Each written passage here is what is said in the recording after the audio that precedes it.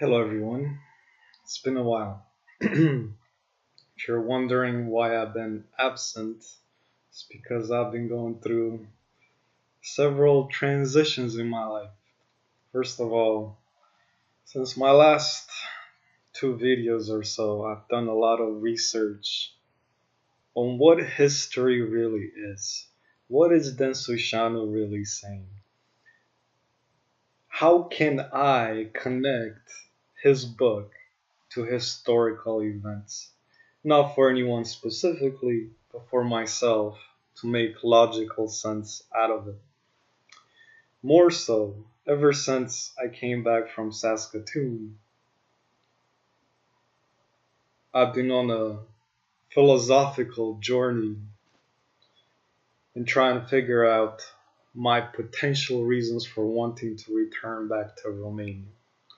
And to remind you all, the inspiration that sparked my trip to Saskatoon in the first place, that sparked this desire to explore the cradle of civilization, to explore the principles of religions and cultures, and the state of human civilization today, started with understanding 5G and the smart grid and its effect on people's minds and bodies as I experienced myself for the first time, truly understanding it about 3 years ago when I was running next to a 5G tower and I took a wrong step and I messed up my knee. Like I heard it. But with the power of my mind, I was able to get back to running a week later when most people probably would have needed knee surgery.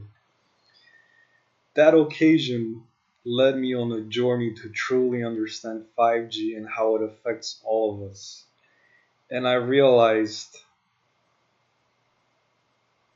it's the weapon being used to determine the direction of humanity in a very survival of the strongest, if you will, way. But even that concept is skewed because the majority of people are not able to handle this technology. It is destroying them to the point where now I fully comprehend that, at least in metropolitan areas like San Jose, California, at least 80% of the people have either temporary or permanent stage 4 or higher dementia. And this dementia is manifested through many negative ways. It's all based on fear perception of reality and addiction. Everything in life has become an addiction, from what we eat to what we watch on TV or any other smart device to even working out, even workaholics, even socializing. Like, for example, Lady Gaga. Years ago, when I came across this, I was studying the occult side of Hollywood. Apparently, she was not comfortable sleeping, not even sleeping alone. She always had to have someone around her. The majority of people have dementia. More importantly, what really sparked my desire to do something is when my two nephews were born.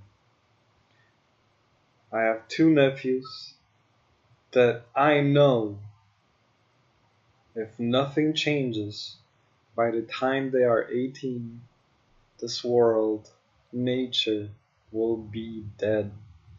There's nothing for them to grow up into. And I know this is an agenda which is related to what what Deborah Tavares talks about. Highly recommend you study her work. To the depopulation agenda, to the, what is it called, Agenda 2030, Agenda 21. So many different aspects of it, but all of it includes smart technology and the rise of AI. And connected to this is Neuralink by, as spoken by Elon Musk, the founder of Tesla company. And he speaks of a chip inserted into your brain, but it's not inserted into your brain in the sense of surgery. It's inserted into your brain in the sense of the chemical crap that comes from the sky, the chemical crap in our foods, in our water, in everything that we consume. And then that works in conjunction with the signals being transmitted via 5G technology from every source, including not only Wi-Fi, but also Li-Fi, which is light frequency technology.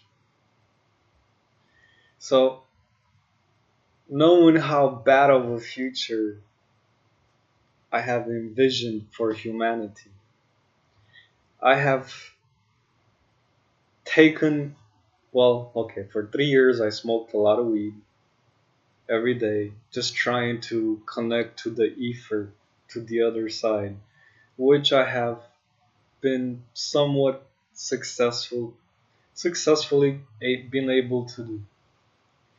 In many ways, you could say I have had a Kundalini awakening, which in the beginning was a temporary thing and with large gaps in between, but now it's a constant thing. And the reality of the Kundalini awakening is symbolized by the caduceus. We have two brain hemispheres, right? Matriarch and patriarch. And our consciousness is supposed to combine the two.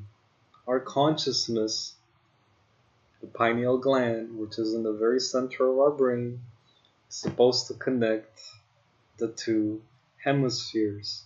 But the two hemispheres are connected to the rest of our physical bodies.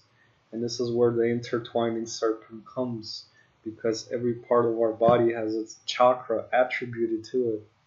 The heart being the balance. There's the lower chakras, which are the lower vibration. Then there's the higher chakra, which are the higher vibration. The task of the heart chakra is to combine the two. And the one that controls the heart chakra is our consciousness. So as the two serpents intertwine, and we, the consciousness, are the straight path that combines it all, you get the caduceus, you get the two serpents on the staff, you get the Hermes, the greatest mentalist, and I'm there. In many ways I am there, and I hope this work will demonstrate that to you. Because recently I have found a way to return to Romania, to the Carpathian Mountains, to begin my search for the cradle of civilization, the history long forgotten, and my own Getic origins. As such, I have stopped smoking weed, I have stopped vaping, I have stopped filling my body with poison. I am eating the proper amount of protein, carbohydrates, and fats, a healthy diet. I am working out a lot. Let me just put it this way. I run 12 miles at a time. For me to conduct my expeditions on my own in the mountains. I am training like a true madman. I am preparing myself in ways that most people cannot handle. I am incorporating slowly strength exercises into my workouts, and by the time I leave, I should be strong enough that I can easily carry 60 pounds on my back, even inclining on a mountain like it's nothing and to be seen. Also, I have been researching greatly what I'm looking for, and my most recent revelation has brought me to the Belagine laws. And the Belagine laws, to truly understand these divine laws, we have to understand the background behind them. And the one that presents the background behind them, well, the one that helps spark the connections within me, because I am presenting the background, right? But the one that sparked this was the book titled The Getica, written by Jordanes. Now, this book is called De Origine Actibusque Getarum, the origin and deeds of the Getae or Goths. Keep in mind, here it is equated as being one and the same, Getae and the Goths. It was written around 551 AD and claims to be a summary of a voluminous account by Cassiodorus of the origin and history of the Gothic people, which is now lost. However, I came across a website which presents the text, the book, the Getica, and here it says that this Cassiodorus individual presents the more of the Greco-Roman perception of the history of the Getae or Goths, while Jordanes presents more of the Getae or Goth perception of the Getica because he was a Goth himself. The whole book is preluded by an analysis by the author of this website. I don't know who wrote this, don't really matter. I feel they did an excellent job. I'll leave the link in the comments section. I just want to read an aspect that is very important in my prelude leading up to the Belagine laws. Let me make this a little bit bigger.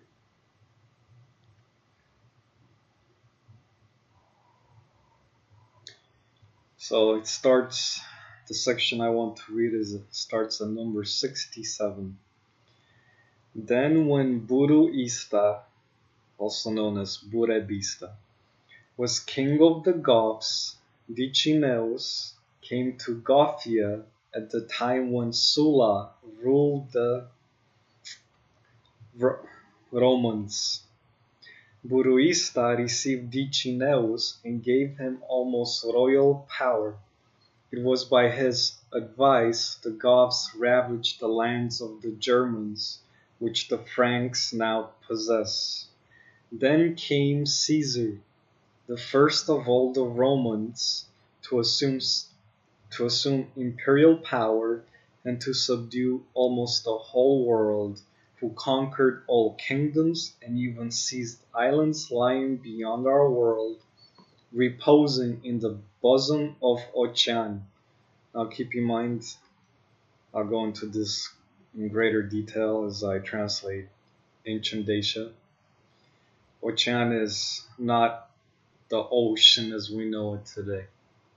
It was actually like a primeval deity, but it represents a body of water that encirculated the whole world, at least at that time. Anyways, he made tributary To the Romans, those that knew not the Roman name, even by hearsay, and yet was unable to prevail against the Goths, despite his frequent attempts. Soon Gaius Tiberius reigned as third emperor of the Romans, and yet the Goths continued in their kingdom unharmed. Their safety, their advantage, their one hope lay in this, that whatever their counselor Decineus advised should by all means be done, and they judged it expedient that they should labor for its accomplishment. And when he saw that their minds were obedient to him in all things, and that they had natural ability, he taught them almost the whole of philosophy, for he was a skilled master of this subject. Thus by teaching them ethics, he restrained their barbarous customs. By imparting a knowledge of physics, he made them live naturally under laws of their own, free will, right? Which they possess in written form to this day and called Belagines. Now it was reading this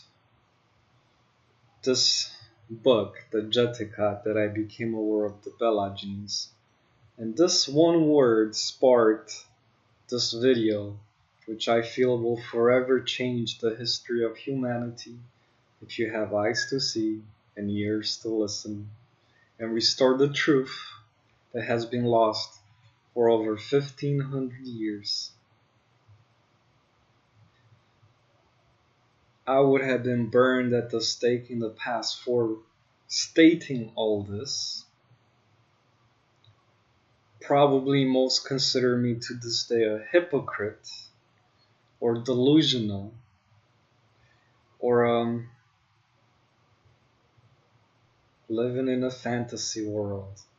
You're about to see how far my fantasy world goes. That's if you stick around.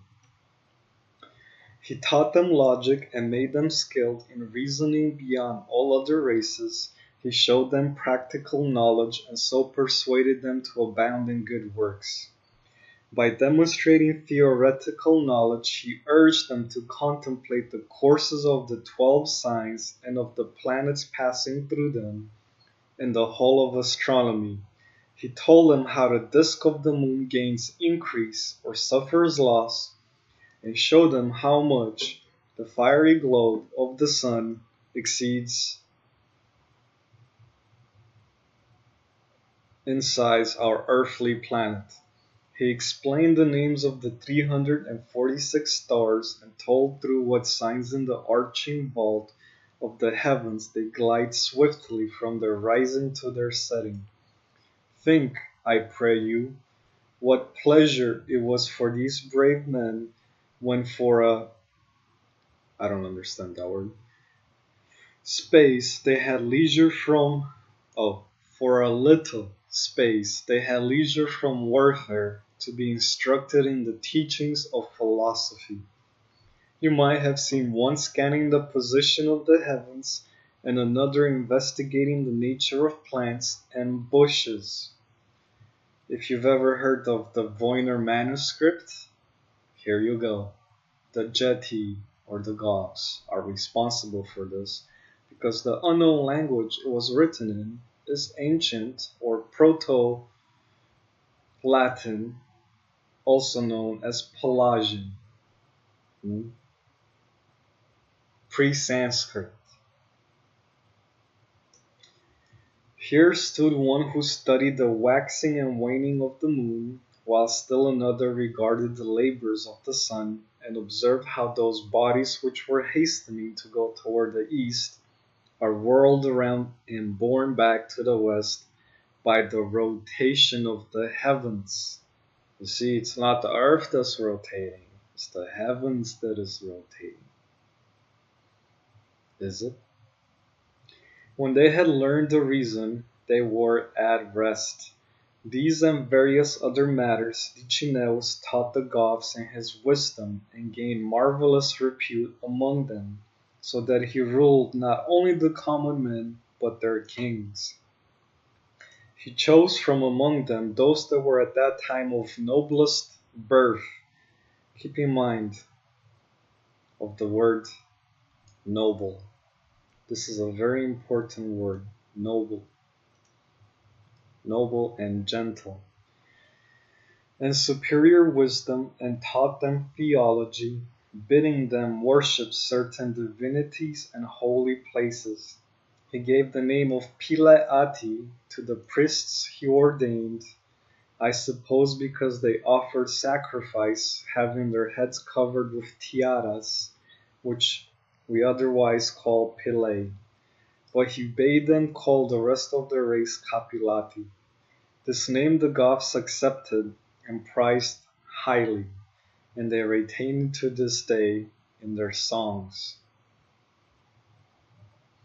After the death of Dicimeus, they held Commosicus in almost equal honor, because he was not inferior in knowledge. By reason of his wisdom he was accounted their priest and king, and he judged the people with the greatest uprightness. And I will stop here with this. Now, if you go to oh, right. I was curious about this Pileati word of the priests, and I found this translation. And it's pretty much pileus, or covered with the pileus or felt cap. This wearing the pileus, this was worn in Rome at entertainment shows and festivals, especially at the Saturnalia. Slaves received it at their manumission as a token of freedom. Pileati lana alba velatis capi. Yeah. Oh yeah, like a general's freedman. The Roman populace wore the pileus at the Saturnalia. And I suppose it looks something like this.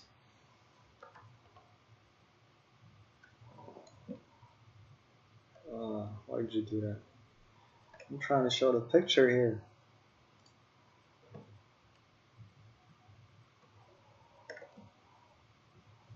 Let me show the picture. You will not show. Anyways, this picture on the right, and that is very traditional to the Romans. No one makes any mention to the Romanians or the Goths. You can also look up the word capilati, which is closest definition is capilatio, and it just means being hairy. And well, I don't know what prompted me to grow my hair, but I'm becoming hairy, and my chest is pretty hairy too, so I am definitely hairy. It's funny how they consider this a disease of the urinary organs. What? Now, if these people were considered hairy, does that mean that there were others that have no hair? Think about that one.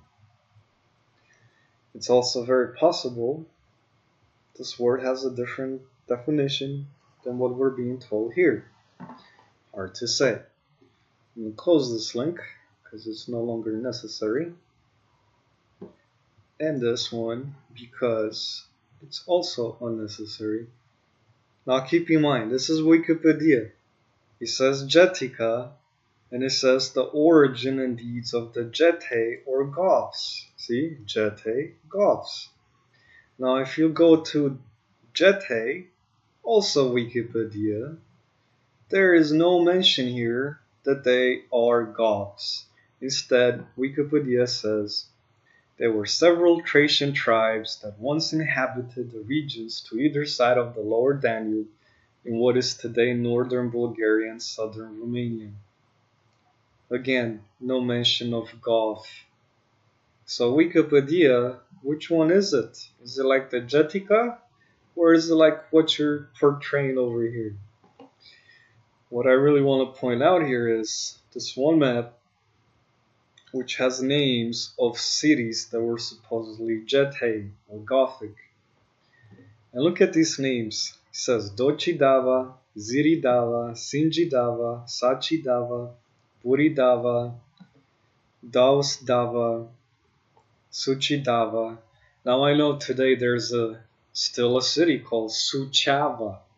It's no longer Dava, but it is Suchava.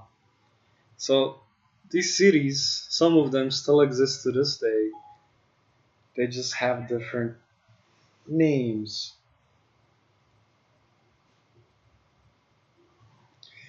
And what I want to point out about this is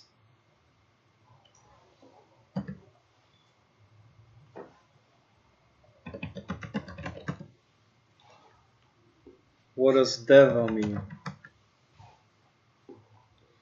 It is a member of a class of divine beings in the Vedic period. Now we have Vedic period of India. Indus Valley. Benevolent. In Indian religion are benevolent, and in Zoroastrianism are evil. In general use, a god. Now, alright, really quick, in Hinduism, Deva means Sanskrit, heavenly, divine, anything of excellence, and is also one of the terms for deity in Hinduism. Let's leave it at that. Oh wait, just want to point out, elongated skull. What about Buddhism?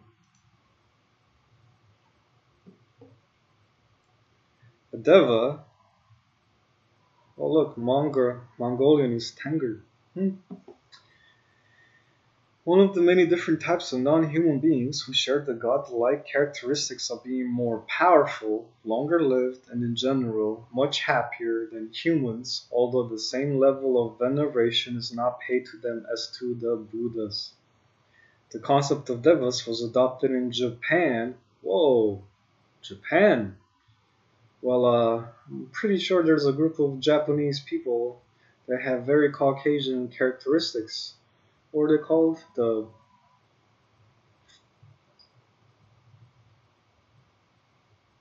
They were called, I'll get back to that. But it refers to the Shinto concept of kami. Shintoism. And Shintoism was in Japan the official religion before Buddhism. And what we have today in Japan is a combination of Shintoism principles with Buddhism principles and other religious principles.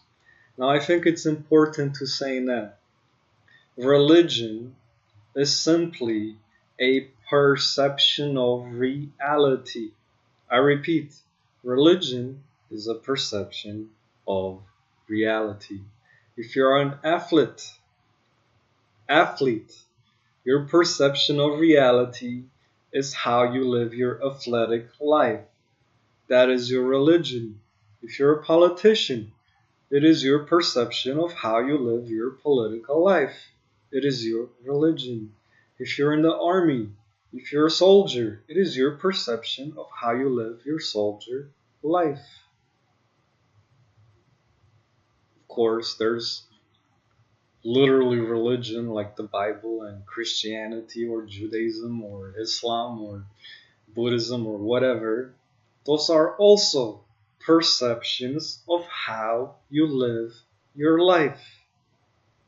The Belagines laws, the divine laws, which I will get to once I'm ready to get there, are perceptions of how you live your life.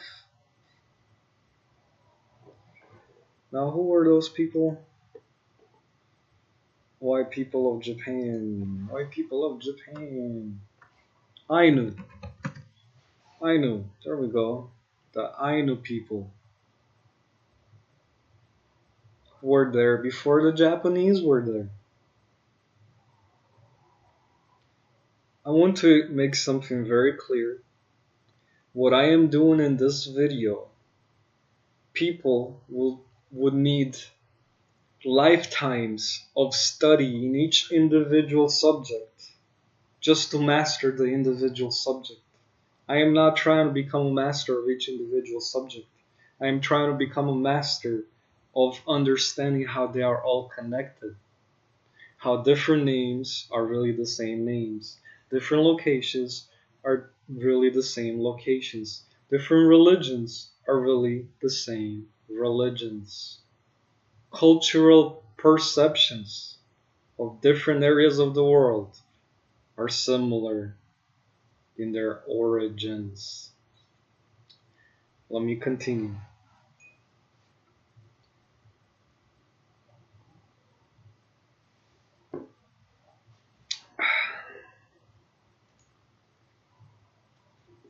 So, in the passage that I read,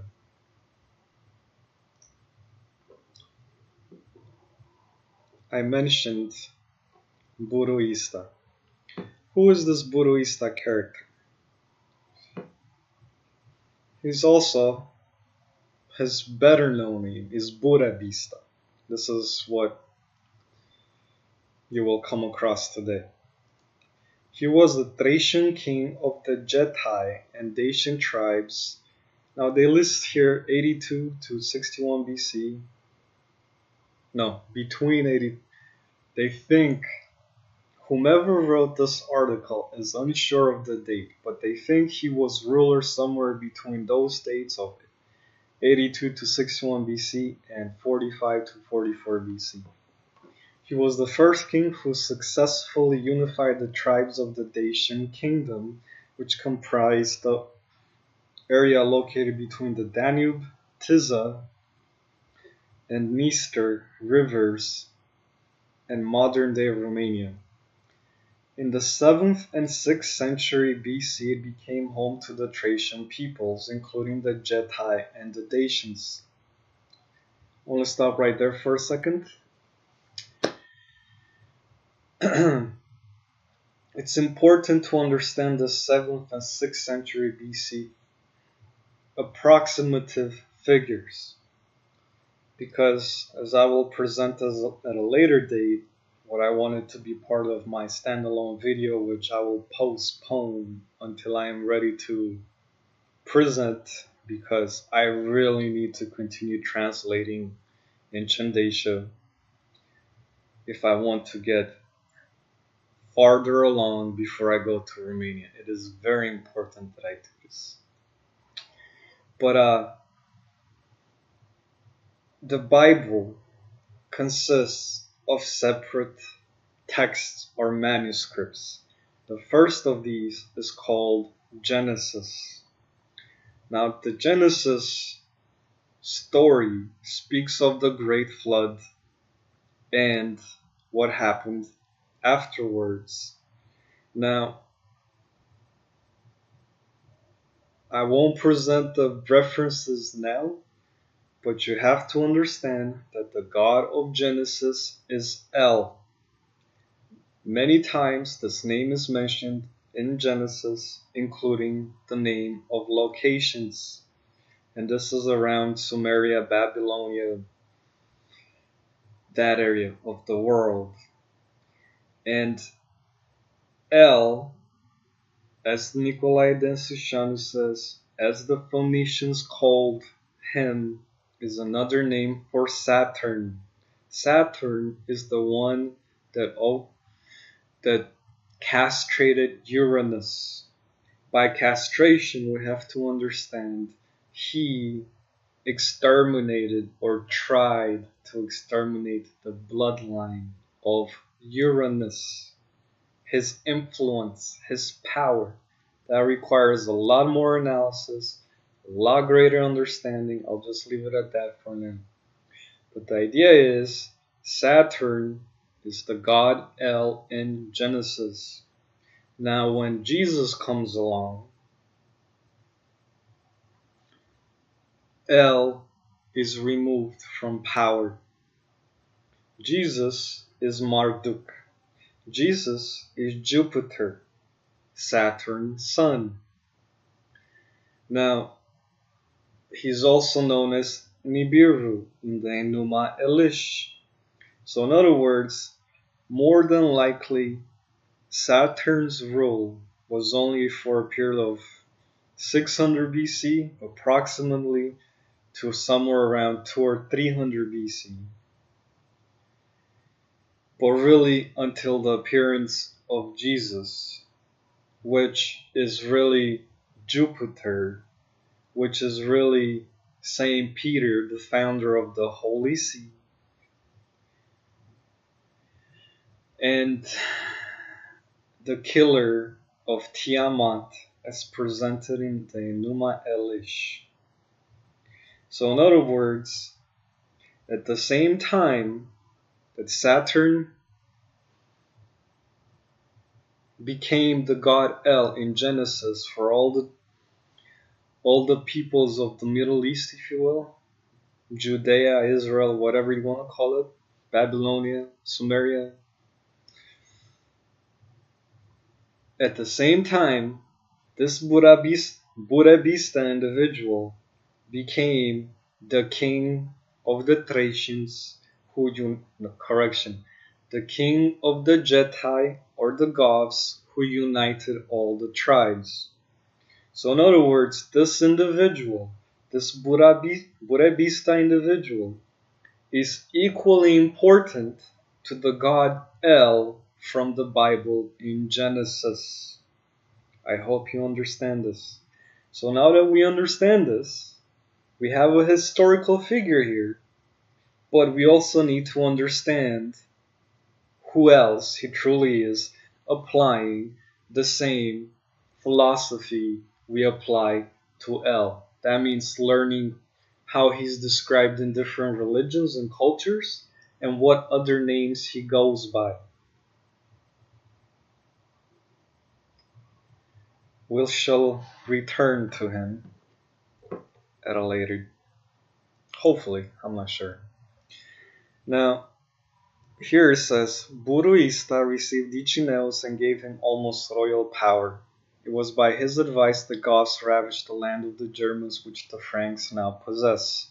Then came Caesar, first who tried to subdue the whole world but couldn't beat the Goths. I don't want to repeat again. So, if you go to Google and type in Dicineus, you don't get a Dicineus. I will go over here, but first I want to go over here because this is important. Commosicus was a Dacian king and high priest who lived in the 1st century BC. The only reference to Commosicus is a passage in the writings of the Roman historian Jordanus. That's the Getica I just read. Jordanus refers to Burebista as king of Dacia, but then goes on to discuss a high priest called Ichineus who taught the Dacians astronomy and whose wisdom was revered. He then says that after the death of Ichineus, they held Commosicus in almost equal honor because he was not inferior in knowledge. By reason of his wisdom, he was accounted their priest and king, and he judged the people with the greatest uprightness. When he too had departed, Corylus ascended the throne as king of the Goths or Getae, and for 40 years ruled his people in Dacia. Now, this is what I wanted to present, the interpretation. Corylus is widely believed to be identical to Scorilo, but there is no other evidence concerning Commosicus. Jordanus' ambiguity about the status of Dicineus in relation to Burebista possibly arises from the fact that after Burebista's assassination in 44 BC, his empire dissolved with the exception of the nucleus around the Oreshtia mountains, while the rest divided into various kingdoms. I'm not sure about this. It sounds like speculation, but whatever. The concept of a priest-judge may have provided a trans-tribal unity. Luis Marin refers to Dicineus as a sort of double for the king, a double who also stood in for Budavista's successor, Kamosicus, since Kamosicus embodied a twin royalty, political and religious. Twin royalty, political and religious. Now I want to return back to the Kundalini awakening, the two serpents intertwining on the staff, or better known as the caduceus. That's what it represents. Twin royalty, political and religious. Political, patriarchal. Religious, matriarchal. Perception of reality. You see how these people saw the world. And this is described in the Belagine laws or the divine laws, which I will touch upon later. That's what made the Goths so great, the Getae, their perception of reality. Let's see, what else does it say here? Since Kamosicus' successor Sorilla appears to have come to power sometime between 30 and 40 AD, Kamosicus' I think they meant to say ascension immediately after Burebista would imply an impossibly long reign. Well, the elongated skull people had unnaturally long lives because just as their skulls grew, their entire bodies grew. That's why they're known as the fallen angels, the Arimfae or the Rifae, or the Nephilim. But everything we are told is mostly in reverse, backwards. Little truth, a lot of lie, as I will demonstrate. As I have already demonstrated with Wikipedia. In one place it says the Getae are tribes. In another place it says they are the Goths. They are the same people.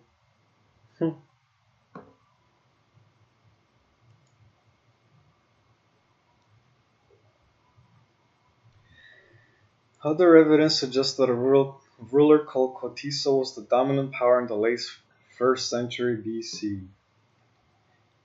Ioana A. Oltan, that's a Romanian name, argues that Kamosicus probably succeeded Cotiso at some point during the campaign of Marcus Vinicius in the Dacian area, 9 BC, and ruled until 29 AD. He may have been the first Dacian ruler to combine the positions of priest and king. Who knows? Who knows what the interpretations are, but to me this was important.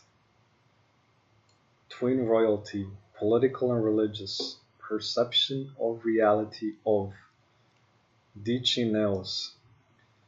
So perhaps I should research this Luis Marin individual. He knows what's up. Or knew, if he's no longer alive. Now then, to go back to that first part, where Dicineus is spelled as Decineus. You get here, you see pretty much nothing. It just says that the name is mentioned in the Origin and Deeds of the Goths, the Getica by Jordanes. And it also says he was a king after Zeuta, who we know nothing of, ain't that right, Wikipedia? And before Zalmoxis. Now we have a very important name, Zalmoxis, a divinity of the Getae and Dacians, mentioned by Herodotus in his histories written before 425 BC.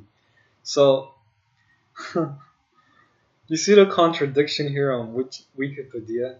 How can this Zalmoxis be after Decineus when here we're told the interpretation is that this Decineus guy was around the time of Jesus' birth. around somewhere around 0 AD. But if Decinos was around 0 AD and Zamolxus appears in a work by Herodotus before 425 BC, what are you doing, Wikipedia?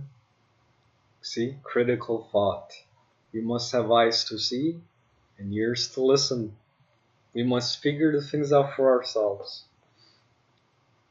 So clearly, lies and manipulation are everywhere.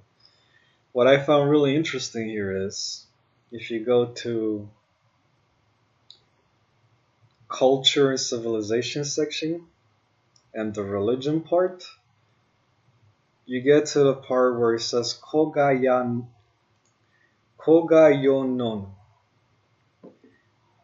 Kogayonon supposedly was a mammal from the Upper Cretaceous that lived in Transylvania. Who knows? But here's what it says. Kogayonon was the holy mountain of the Getae, the place where Zalmoxis stayed in a cave for 3 years. Wait a minute.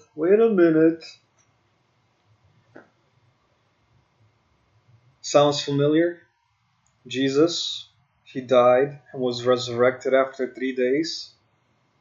Here we have 3 years. Okay, so after his disappearance into Kogayonon, this holy mountain, he was considered dead by the Getae, but after 3 years, he resurrected. Oh wait, he resurrected too, just like Jesus. So around the same time Jesus died and resurrected, the same time, this Zalmoxis figure went into a cave for 3 years and resurrected. Well, if it's resurrected, that means in those 3 years he was considered dead, right? He showed himself to the people, who became convinced by his holy preaching when he emerged from Kogayonon. Strabo claims that a river with the same name flowed in the vicinity. One modern translation of Kogayonon is Sacred Mountain, which would be connected to a probable Dacian word Kaga, meaning sacred, attested in 2 early 2nd century inscriptions from Thomas. Now, what gives further validity to this is the name of Thomas.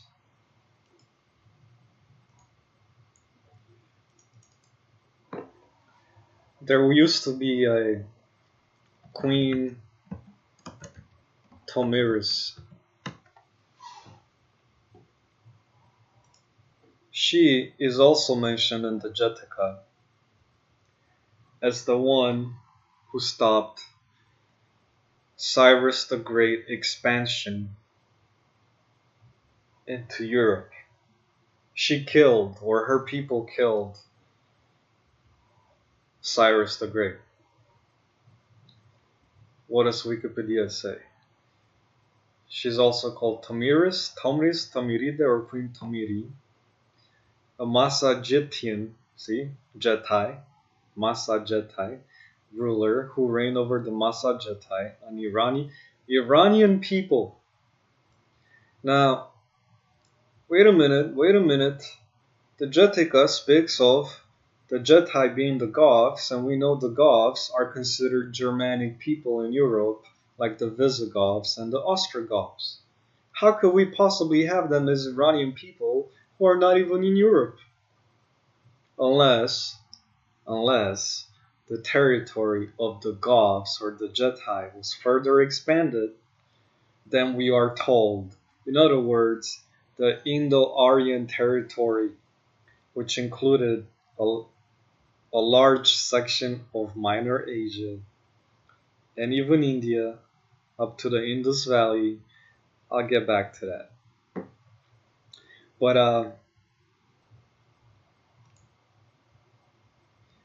Tomiris led her armies to defend against an attack by Cyrus the Great of the Achaemenid Empire, and according to Herodotus, defeated and killed him in 530 BC.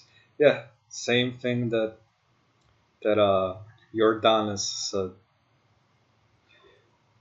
But Again, Iranian origins? Huh? Let's just call them Getae, shall we? The Goths, the Getae. Going back to cool guy. Cool guy, you know. Here we have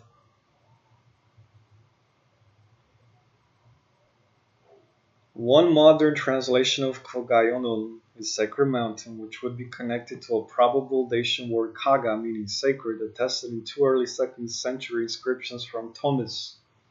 The city was created based on the name of Queen Tomiris. This is her city, founded in her honor, and this is considered the longest continuously inhabited city in Romania, known today as Constanța. It's right next to the Black Sea. It was founded around 600 BC. Well then, it makes the story of Queen Tomiris killing, what's his name? Cyrus the Great, very plausible, right?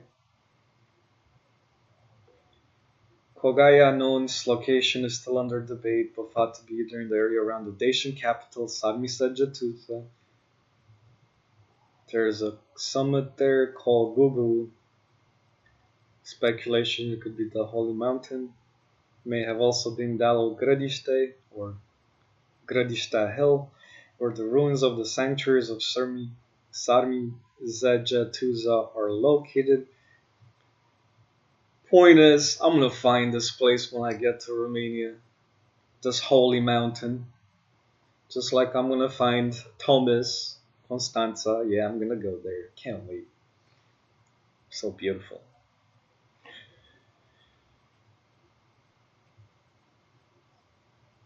Going back to Zalmoxis. A lot of parallels with Jesus. Now, let me remind you something.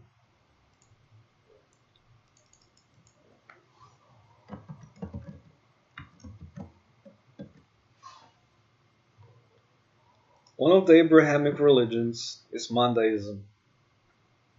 In this religion,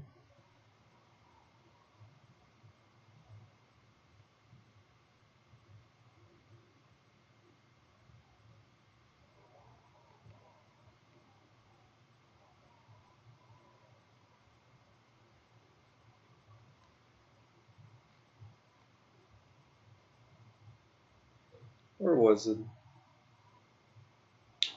Where was it? Where was it? Where was it? Where was it?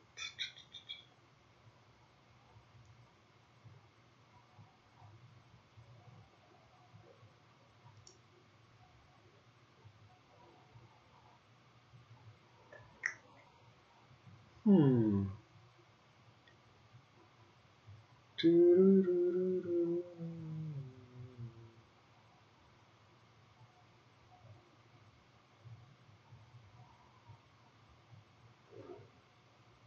Come on, he was present, easy for me to find not too long ago. He spoke something very important about Jesus.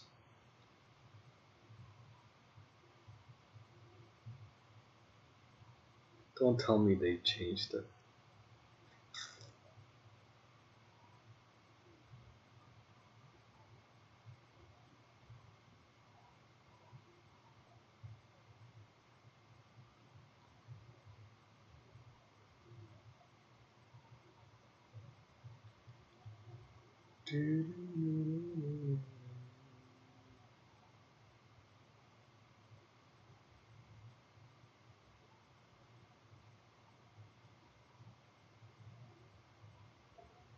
They detest Abraham because of circumcision, and they venerate John the Baptist above all. They live only near a few rivers in the desert. They wash day and night so as not to be condemned by God.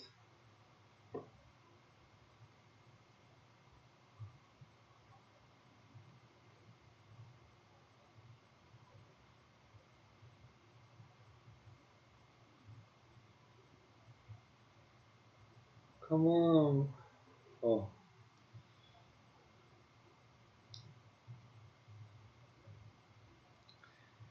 They believed they were resident in Egypt for a while, joined to the Semitic El, meaning God.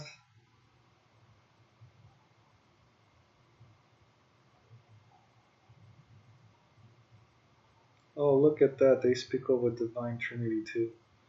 I'll let you do your own research on this if you want, but oh, chief prophets. Here we go.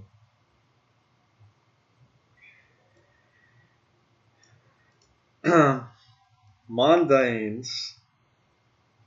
No, I don't know how to pronounce it, sorry. Mandaeans maintained that Jesus was a Messiah Daba, or a false Messiah, who perverted the teachings entrusted to him by John. The Mandaic word Kadaba, however, might be interpreted as being derived from either of two roots.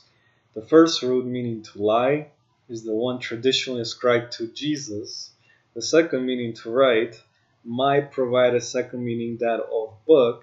Hence, some Mandaeans, motivated perhaps by an ecumenical, see, the seven ecumenical councils that established what Christianity were, the Trinity, maintained that Jesus was not a lying Messiah, but a book Messiah. The book in question presumably being the Christian Gospels. See, this is what I was talking about. In the Bible, there's the period prior to Jesus and his apostles and the Gospels they wrote, and that time period was the time period of El, and the time period afterwards was the time of, well, this character in question.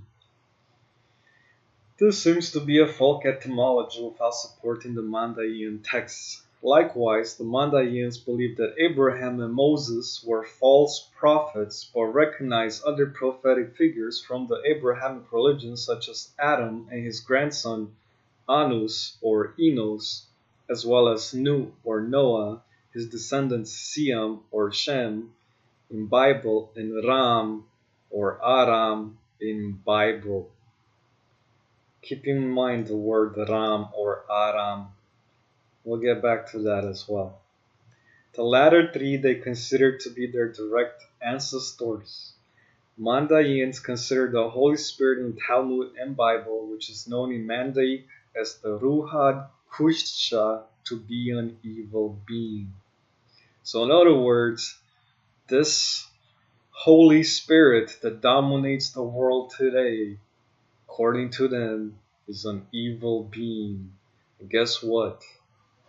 Having reached enlightenment, I know for a fact in my heart this is true. I shall continue to prove it to you. Again, I would have been killed at the stake not too long ago for presenting this information.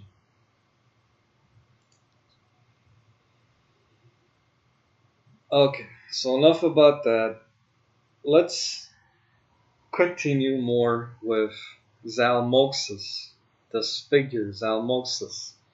Now, I didn't bring it up, but there is a passage where Nicolae Densuchan speaks about Saturn being Zalmoxis, because Zalmoxis is a combination of two words, which means Zeul Mosh, or old god.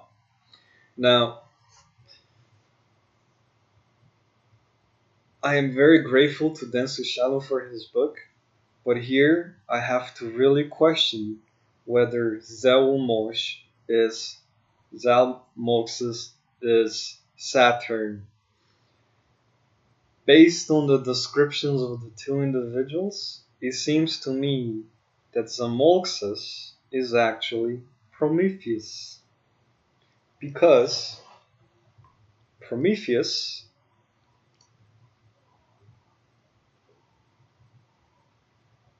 was a Titan, just like Saturn. So his parents, in Greek mythology, Iapetus was a Titan, the son of Uranus and Gaia. So supposedly this is his father, so he's a grandson of Uranus and Gaia.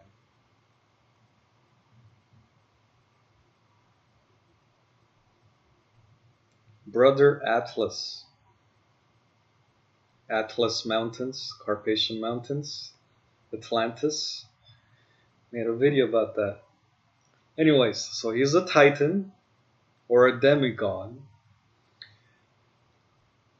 a culture hero and trickster figure who is credited with the creation of man from clay and who defies the gods by stealing fire and giving it to humanity, an act that enabled progress and civilization. He is known for his intelligence as a champion of mankind. If he's a trickster, how is he a champion of mankind? Wake up, Adia. Stop trying to confuse us. Or whomever wrote that. The author of the human arts and sciences generally. He is sometimes presented as the father of Deucalion. Now then. Dang it, why did I close that? If you go back to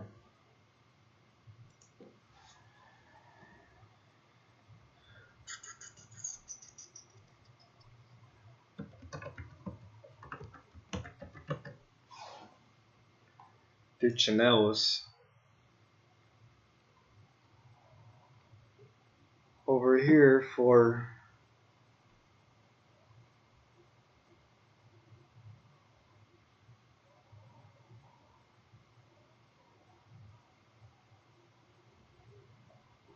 kings, you have a character called Decebalus, the last king of Dacia. He is famous for fighting 3 wars with varying success against the Roman Empire and their 2 emperors. He defeated a Roman invasion on the reign of... Anyways, this character was extremely important.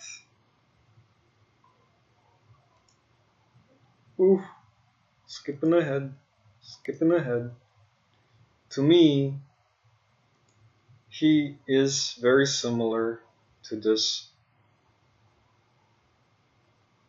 Deucalion guy. Because what I'm trying to say is that Prometheus, and I will prove my point, it's important to understand all of this, to understand the Belagine laws. To me, Prometheus, based on what I'm understanding, is actually Burebista. And just looking at this thing, Deucal Promete, if Prometheus is Burebista, then Deucalion, his son,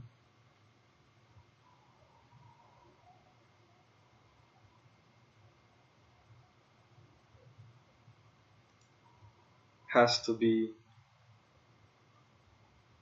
Decebalus.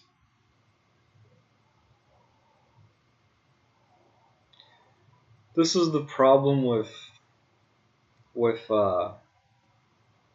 history. There's so many different names for so many things. But with this guy being the last Dacian king, look at that, the Getian or Phrygian hat or Gothic hat, whatever. He was clearly an important figure.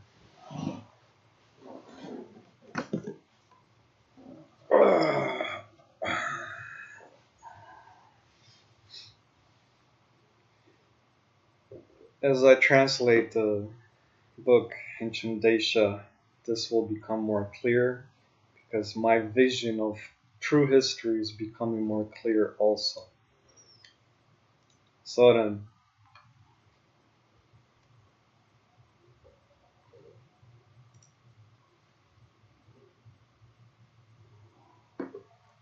here's the thing about Prometheus. He is the one that was chained on Mount Atlas with the Aquila or the eagle eating his liver every day, and every day it would be regrown and eaten again. Now, there's not much that's known about Prometheus. Even Dan Susano only speaks little of him. But here's a few myths and legends. Now, the lost Titanomachy, Remember, Titanomachy is the war of the Titans. In this event,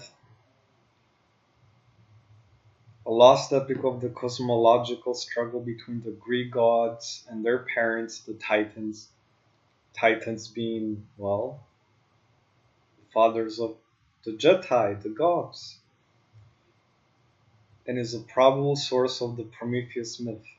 Along with the works of Hesiod, its reputed author was anciently supposed to have lived in the 8th century BC, but M.L. West has argued that it can be earlier than the late 7th century BC. So see, even here, same timeline as Buddha Vista, same timeline as Saturn or El in the Middle East.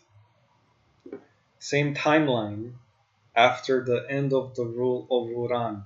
So in other words, after Uran lost his power in the Middle East, you had El, and then Europe,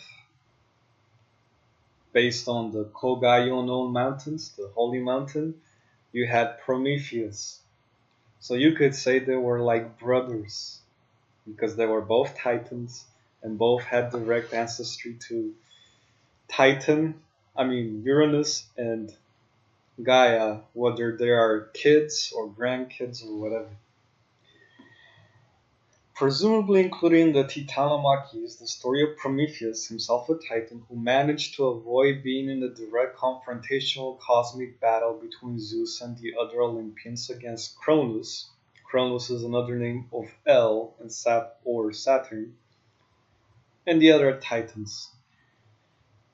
Although there is no direct evidence of Prometheus' inclusion in the epic, M.L. West notes that surviving references suggest that there may have been significant differences between the Titanomachy epic and the account of events in Hesiod, and that the Titanomachy may be the source of later variants of the Prometheus myths not found in Hesiod, notably the non-Hesiodic material found in the Prometheus bound of Aeschylus. In other words, he did not really participate. He lived. How did he live? He went in the Holy Mountain for 3 years, or what people think of as the 3 days of Jesus. Oh, you're starting to see now, aren't you? And then he resurrected. War is over. He comes back out. What does he do? He brings intellect to humanity.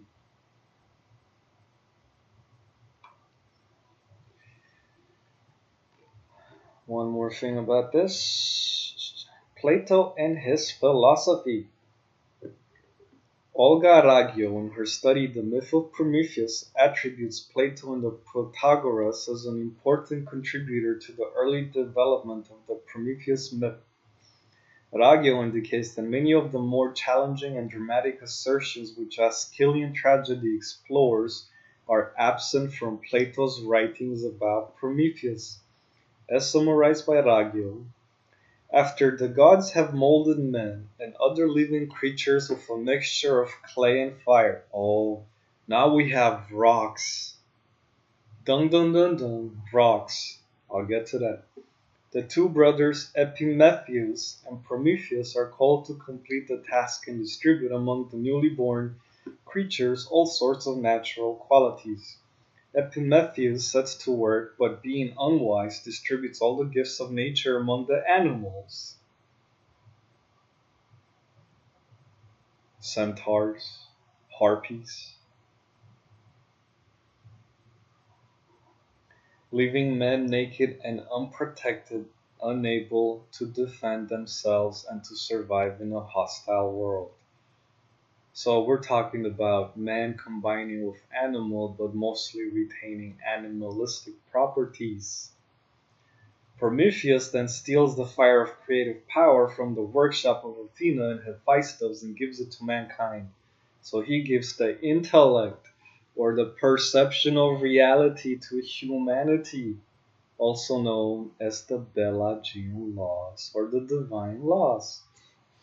Now, if you recall what I was reading here about Buddha Vista and Diceneus, isn't that exactly what they do? Isn't that exactly what they do? Teaching them ethics, he restrained their barbarous customs. By imparting a knowledge of physics, he made them live naturally under the laws of their own, which they possess in written form to this day, called Belagines. Taught them logic and made them skilled in reasoning beyond all other races. While in the Middle East, you have the centaur symbology as one thing, and then you have other symbology. But you're starting to see, right? So Prometheus gave people intellect, big brains. Saturn gave people animalistic qualities. Centaurs, minotaurs, uh,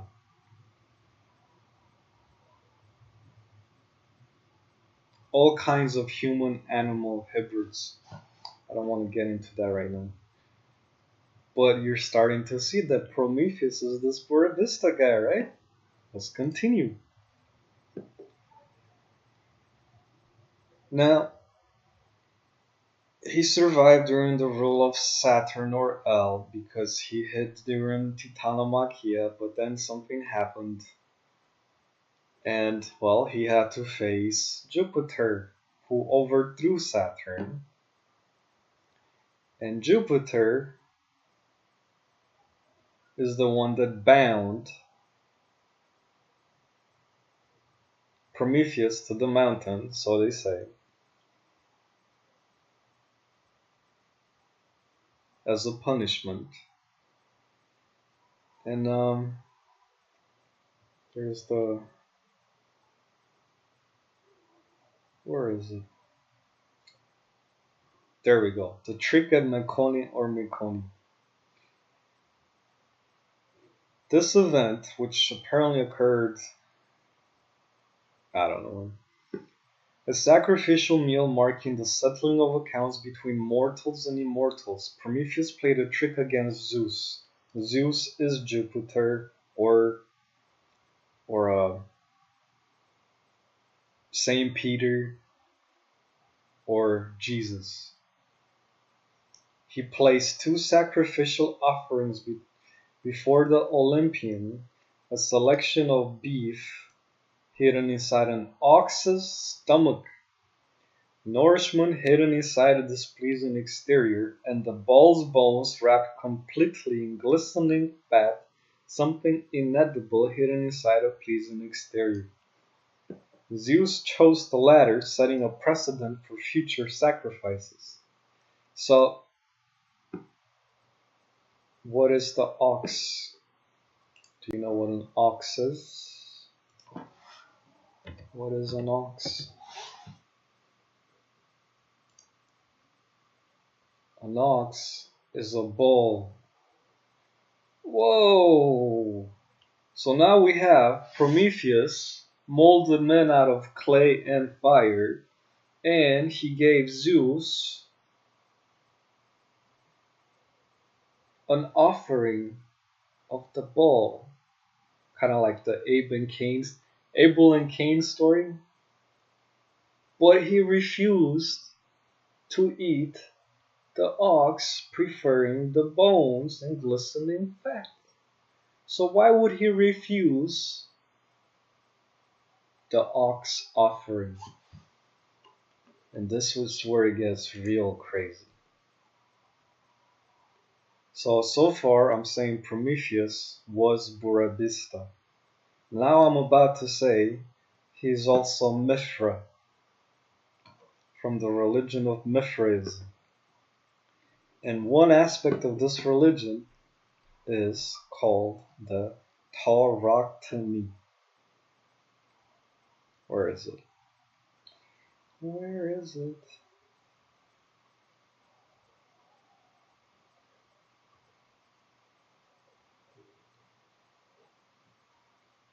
There we go. The bull slaying scene. Tauroctony. So just so you know, Mithraism was popular in the Iran area, Persia even, I'm not sure, but also in Europe, Rome, suburbs, whatever. So, in every, please research this on your own. There's too much for me to discuss. I'm trying to condense many lifetimes of information in this video. In every Mithraeum, the centerpiece was a representation of Mithras killing a sacred bull, an act called a tauroctony. The image may be a relief of freestanding, and side details may be presented or omitted. The centerpiece is Mithras clothed in Anatolian costume and wearing a Phrygian cap. Mithras, Phrygian cap. Oh, he's a Getae or a Goth. The Phrygian cap was popular for all the Goths, just so you know. It looks like this. Okay? And keep in mind, they used to have elongated skulls. That's why it's called, it's a conical cap. I hope you understand this. All the Goths had elongated skulls. They are the bloodline of Prometheus, also known as Burebista. Okay? And I could go, I could go into a lot of detail about Mithraism, but I won't. I'll just say, in Mithraism, Mithra slays the bull. It's important to understand this. Now,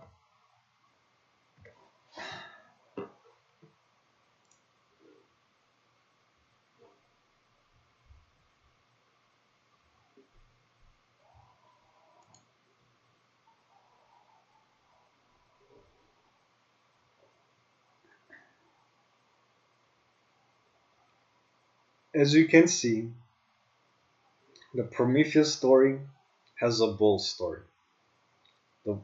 What he feeds, what he offers to Zeus.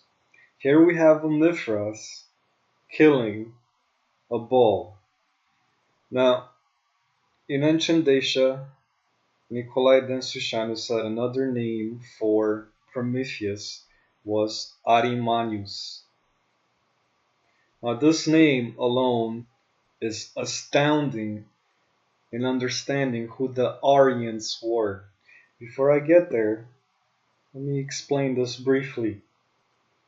Arimanius is a name for an obscure deity found in a few Greek literary texts and 5 Latin inscriptions. In Greek text, Arimanios, with variations, seems to refer to the Persian Ahriman in the context of Zoroastrianism, as interpreted by the Greeks and Romans. In Latin, they suggest a different deity. The most extended passage in classical literature on Arimanius is 2 sections within Plutarch's treatise Isis and Osiris, who describes him as the dark or evil side in a dualistic opposition with Oromazes for Ormuzd or Ahura Mazda. Keep in mind, religion today as we are presented of the Bible is backwards. I'll continue. I'll get back to that. Arimanios is also mentioned in other texts as an evil daemon. Daemon. The worst spirit, or even equated with Satan, the adversary. Well, yeah, if it's a war between Christianity and the Gothic religion, which is represented by Zalmoxism, or the Belagine laws, then yeah. Who's the bad guy? Who's the good guy? It really depends on which side you're on, right?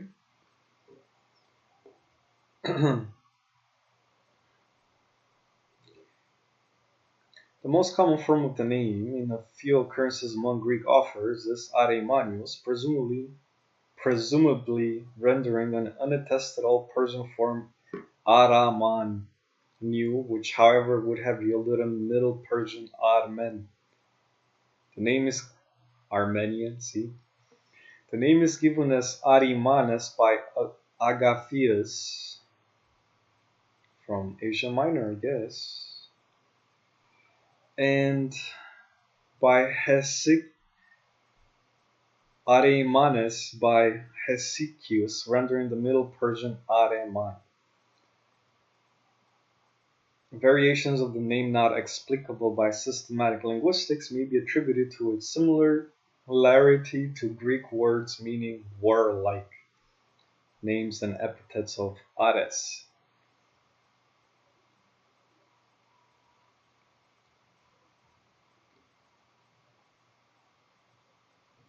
So, in Plutarch, Zoroaster named Aremanius. Oh, so now we know Aremanius is Zoroaster also, or is he?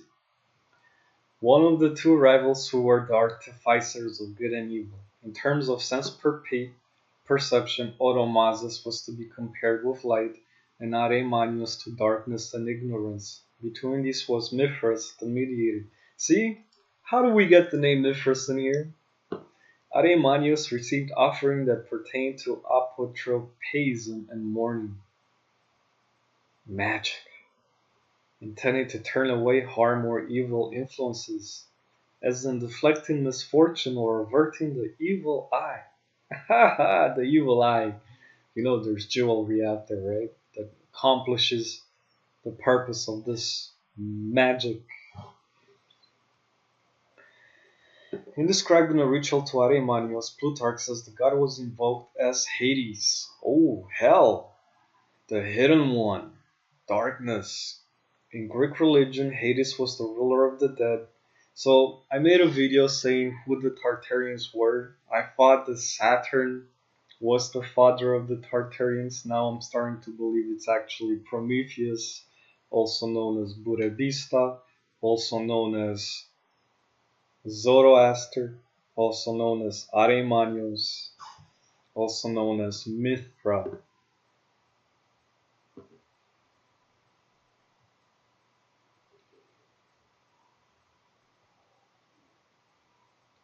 So, in Greek religion, Hades was the ruler of the dead or shades, but not per se a god of evil, except in the sense that death might be considered a bad thing.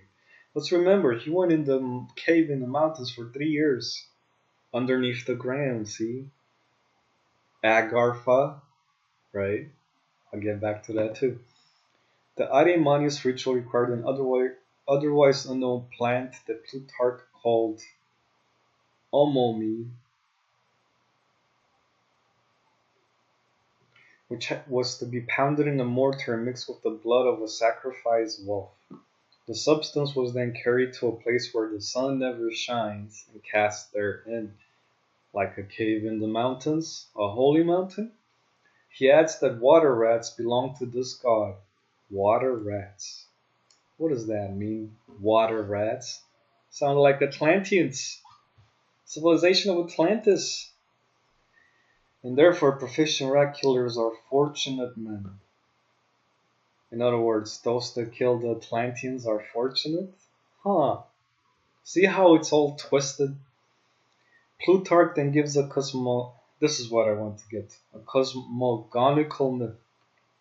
Oromazus, born from the purest light, and Aremanius, born from darkness, see, from the rock, or clay and fire, or the earth,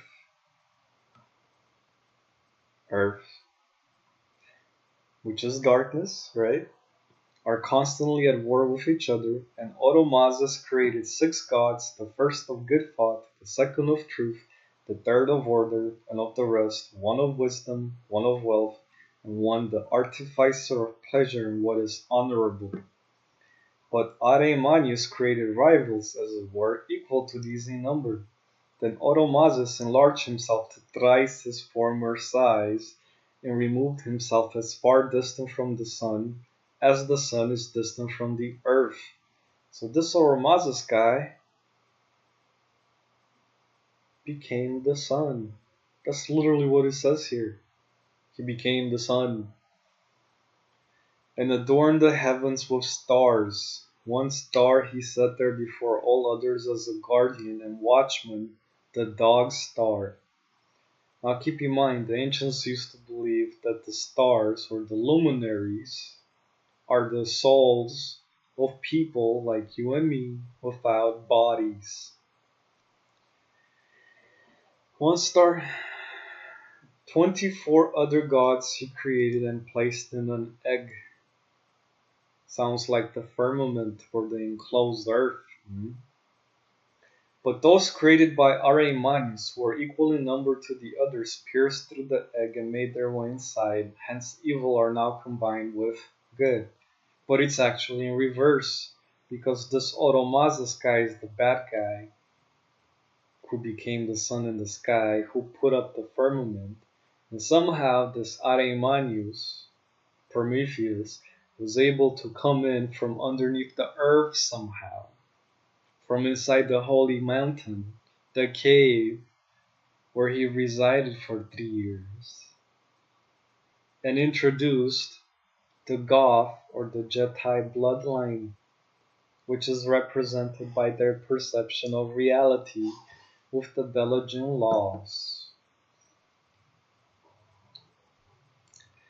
But a destined time shall come when it is decreed that Areimanius, engaged in bringing on pestilence and famine, he did the opposite, remember, shall by these be utterly annihilated and shall disappear, and then shall the earth become a level plain, and there shall be one manner of life and one form of government for a blessed people who shall all speak one tongue. Plutarch. Guess what? One form of government exists, is called the Holy See, as established by the ecumenical councils, the first 7 councils, founded by Saint Peter, Jupiter, who Mandaeans believe is the false prophet, Jesus. And do we speak one tongue? Well, I'm pretty sure most people know English, or a significant chunk of populations of the world know English. But there's one language that unites us all for sure. It's called the Internet. The Internet. In other words, what Areimanius did to help humanity, or Prometheus, was annihilated. Utterly annihilated. I'm not sure yet how it happened, but we're getting to the Belagine laws. Before I continue there, I want to show you this picture, which says, a mutilated statue at York has a fragmentary dedicatory inscription that has been read as containing the name Areimanius. The figure seems to be entwined with a serpent, and at one time it was conjectured that it represented the lion-headed god of Mithraism, or a form of the Mithraic Aryan. The rest of the speculation, what I want to point out is that Marduk, who is Jupiter, killed Tiamat in the Enuma Elish.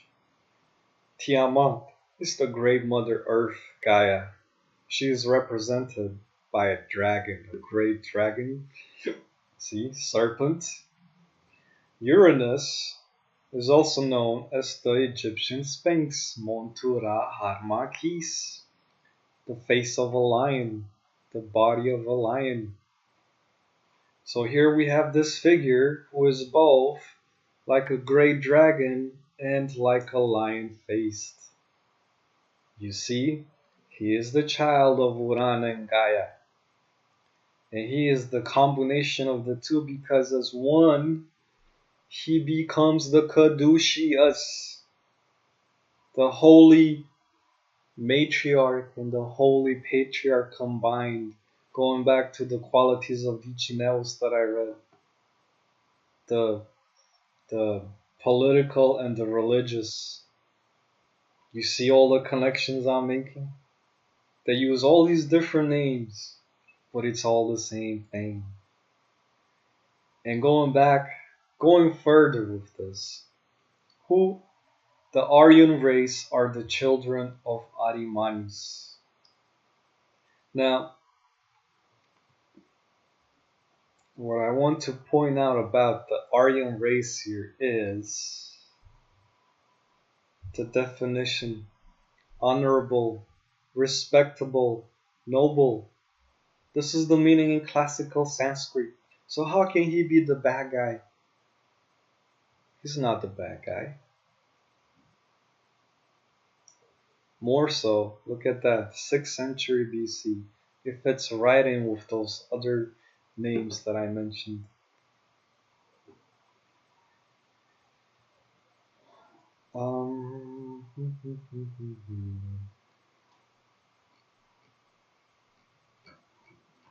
That's all I wanted to point out here, because it will be far more important what I point out next. Now, I made a video a while ago called Who the Tartarians Really Were. In this video, I presented a link. In this link,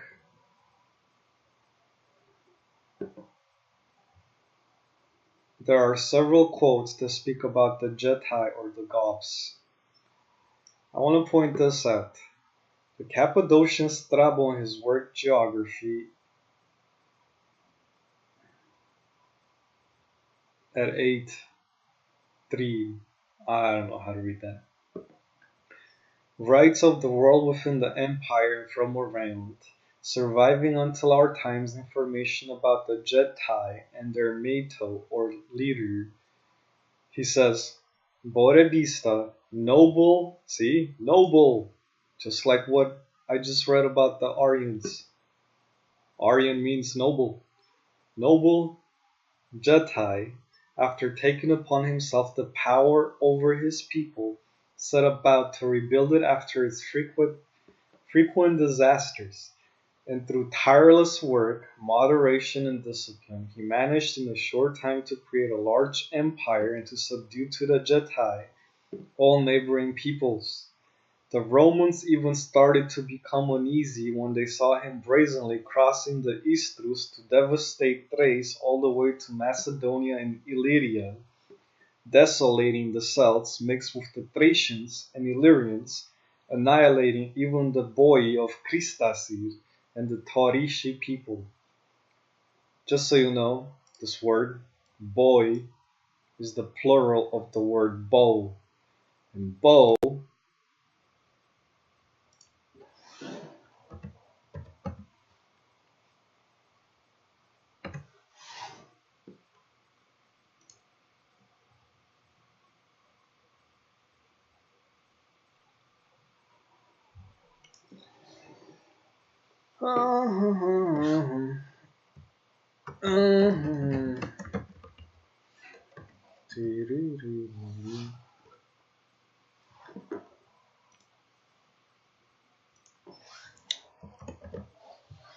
means ox. Ox.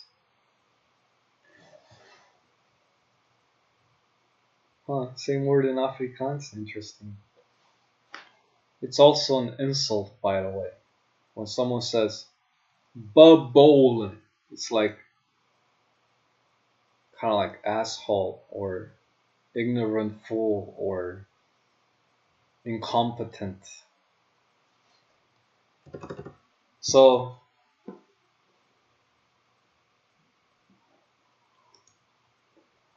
Burebista annihilated the boy and the Taurishi. Well now, this I know very well because I'm a Taurus. What is a Taurus? What is a tar? Tower. It's a bull. An ox. Same thing. Boy and a Taurishi. Close cousins in the animal kingdom. So what am I getting to here? By the way, since I just mentioned it, my birthday is May 13th. I turned 33 this year. And if you don't know what 33 represents, it's a crazy ass number. And this year, right after I turned 33, Within a few months, I'm going to Romania to start my holy journey into the Carpathian Mountains to find, I guess,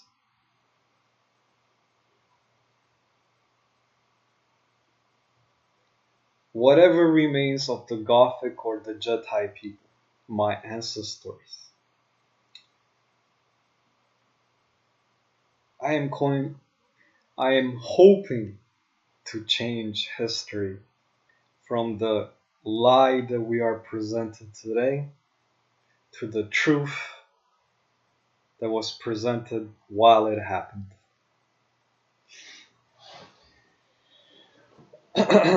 So yeah, is it all a coincidence that this is all happening now? Who knows? I don't believe in coincidences though. But what I wanted to get to is that the bull or the ox comes across in the story of Prometheus with what he gives as an offering to Zeus or Jupiter or Marduk. It's in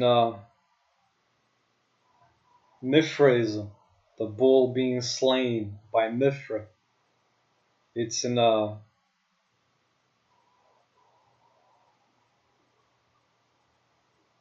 description of Burebista killing the boy and the Tarishi people. Well, when you read so much about a bull, and you understand that Prometheus gave people the ability to think, or free will, or critical thought, or philosophy, or theology, and El gave people, well, hybrid qualities with animals. You have to understand that the bull symbology has greater meaning than just an animal. So here we have, also presented by Wikipedia, the sacred bull. What does this say? Numerous peoples throughout the world have at one point in time honored bulls as sacred. In Sumerian mythology, Marduk is the bull of Utu. Ding ding ding ding ding ding ding. Ding ding ding ding ding. Right there, boom. Bull of Utu, Marduk. So, if we know Marduk is Jupiter or son of Saturn or El, then we have to assume that Saturn himself looks like a bull.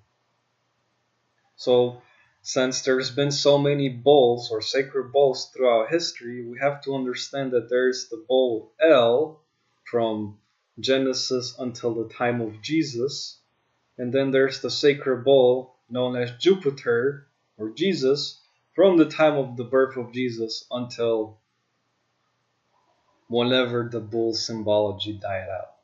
Although the bull symbology continues today, like in Hinduism.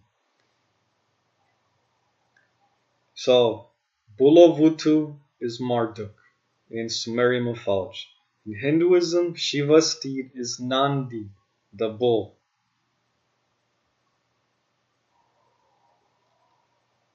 There's the constellation of Taurus, the month that I was born in, the bull. But apparently, I am the antithesis, or the total opposite of what the bull is supposed to be, because I have the fire of Prometheus. Crazy shit, right? The bull, whether lunar as in Mesopotamia or solar as in India, is the subject of various other cultural and religious incarnations as well as modern mentions in New Age cultures. Here's a few pictures. One is from Anatolia, which is in Turkey. One is from Hinduism, Nandi bull. See? Human with animal features. Hybrids.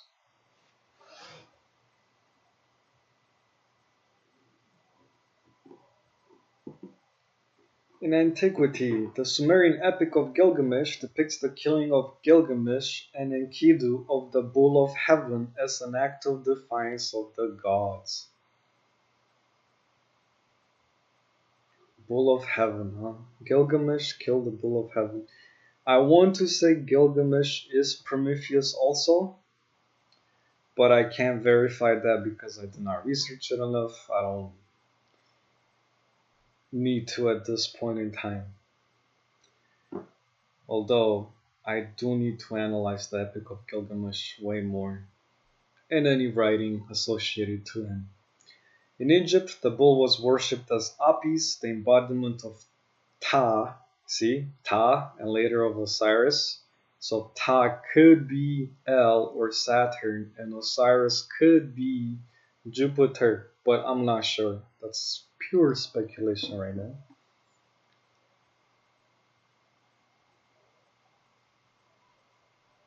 But again, it represents hybrids, people with animal-like qualities. The bull was also worshipped as Nevis, the embodiment of Atum-Ra in Heliopolis, major city in ancient Egypt.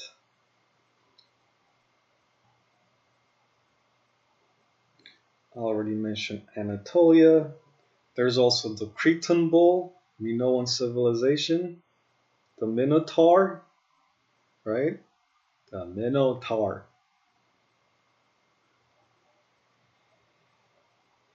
In the Iranian language texts and traditions of Zoroastrianism, there's Gave Vodata. He's the primordial bovine. He might be Saturn.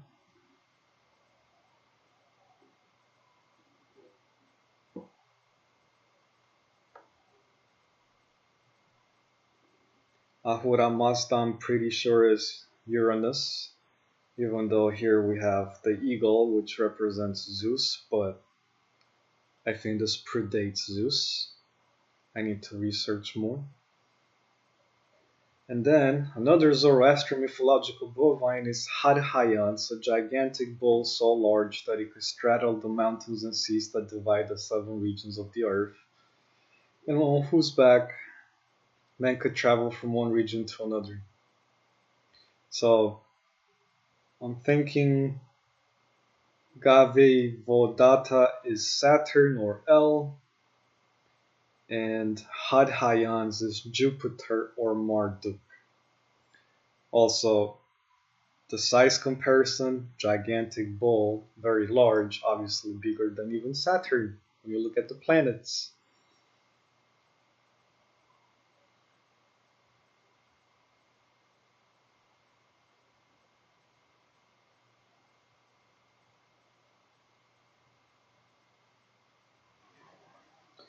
The cow represents humanity's lack of moral guidance.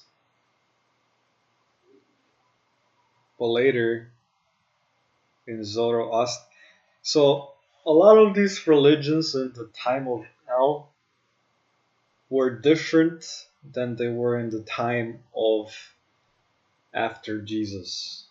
All these religions, including Christian, Eastern Orthodox religion. What else we got? South Asia also appears on seals from the Indus Valley civilization. In Cyprus, bull masks were made from real skulls. Here in the Americas, we had the buffalo, extinct almost. Interesting. I just made the connection. In the Levant, the Canaanite and later Carthaginian or Phoenicians statue to which sacrifices were burned either as a deity or a type of sacrifice. Moloch. Ooh. And this is the guy that we see in the movie The 300 about the Spartans fighting against Xerxes. And this is also a personification of the devil. just to clarify it. Just to clarify it. The devil, the devil, the devil.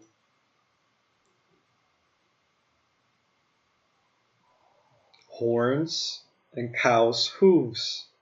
See, again, another hybrid. No, that's not what I want to see. I want to see a Baphomet. That's what I meant. Baphomet. This is the Jewish god. Baphomet. The star on the forehead, see? So again, this could be either Jupiter or his father Saturn. Either or. But I'm suspecting this is Jupiter. Look at that. He's sitting on top of the freaking world. Who came up with this? And the caduceus is at his stomach area. Interesting. Why is it in this area? Those boobs? And a penis? When I said, what the heck is going on here? And wings? Because he's flying.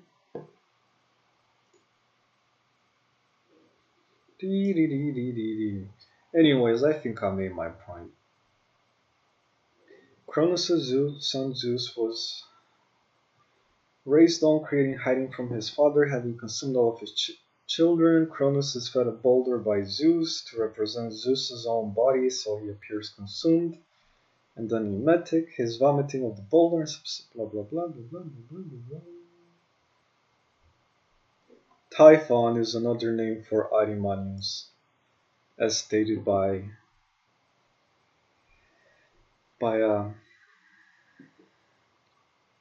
Nikolai Densoshanu.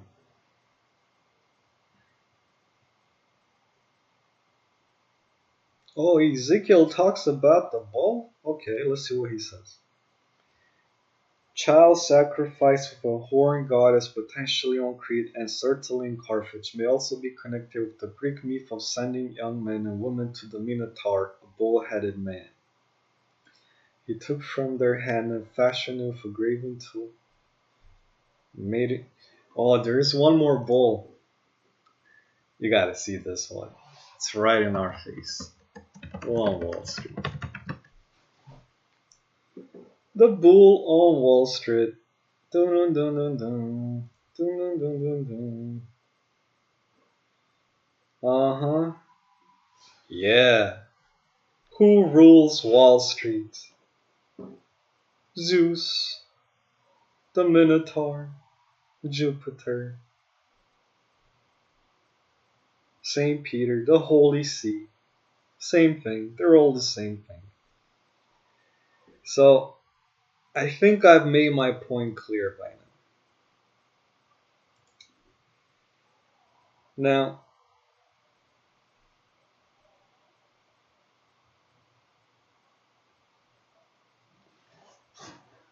before I get to the Belagines laws, now that I've built the context behind it, let's see, how long have I been speaking for?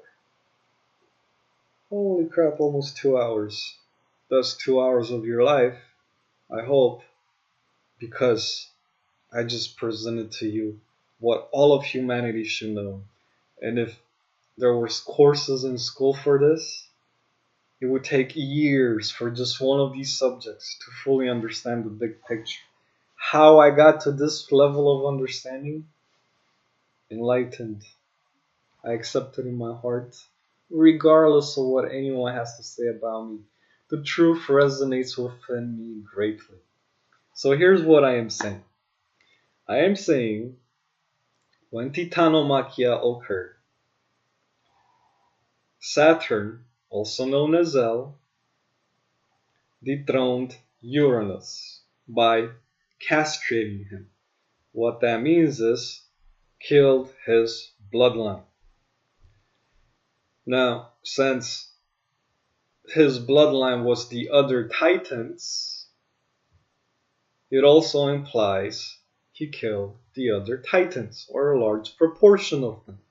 But somehow Prometheus avoided being killed by entering the sacred mountain known as Yonon, Kogayonon, and residing there for a while, right?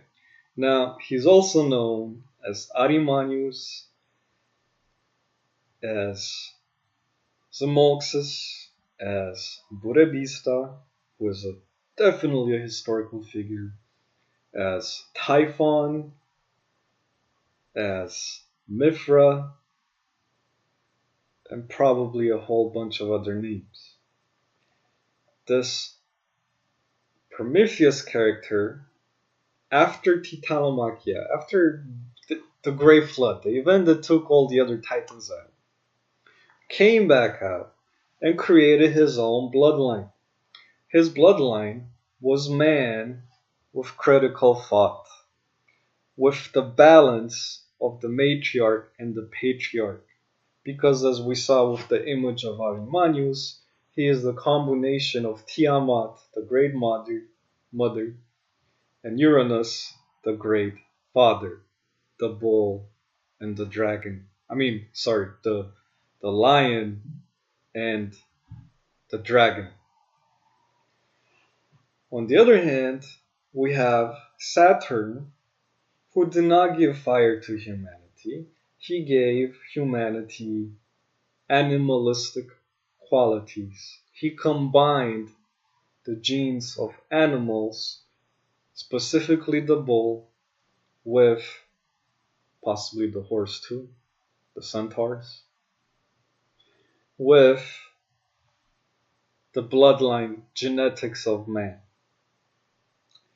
In other words, they both became creators in their own way. As a result, we have in the Middle East the birth of the Abrahamic religions through the book Genesis. And we have in Europe, specifically the Carpathian Mountains, as they are known today, the birth of the Aryan race and what they have called the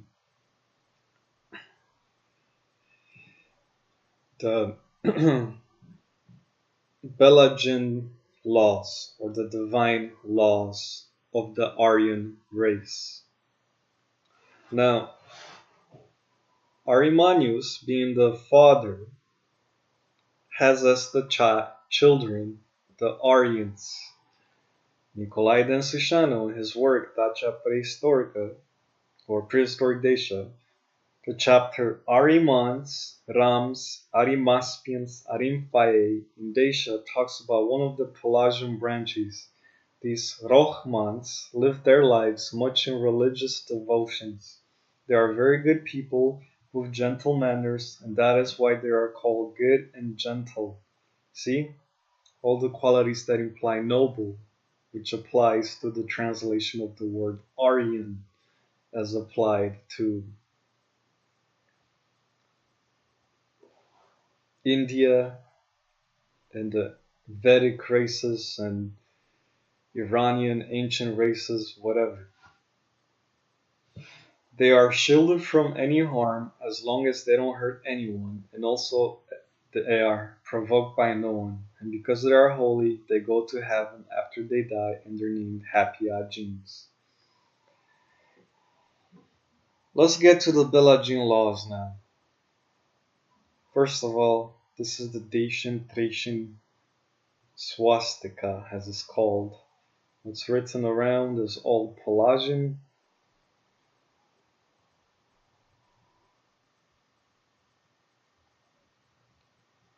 You have to understand the swastika as it is known today is a perversion of what it used to be. Religion today that won is the religion of Jupiter, who annihilated not only his father but also Prometheus.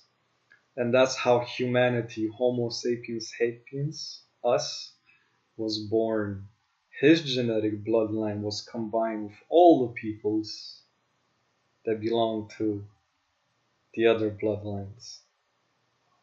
That's why the Goths of today, like myself, no longer have elongated skulls. That does not mean that I don't have the intellect. Alright, so then, let's just read this page. I'll also leave it in the description, it's very important. Fontes 2, page 19. The Belagines are the foundation of human civilization. Remember, the Bible was the Middle East, that area.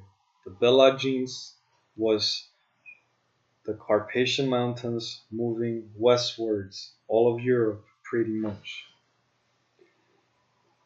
The Belagines or Leges Belagines, a term which appears in the 4th century AD, are known.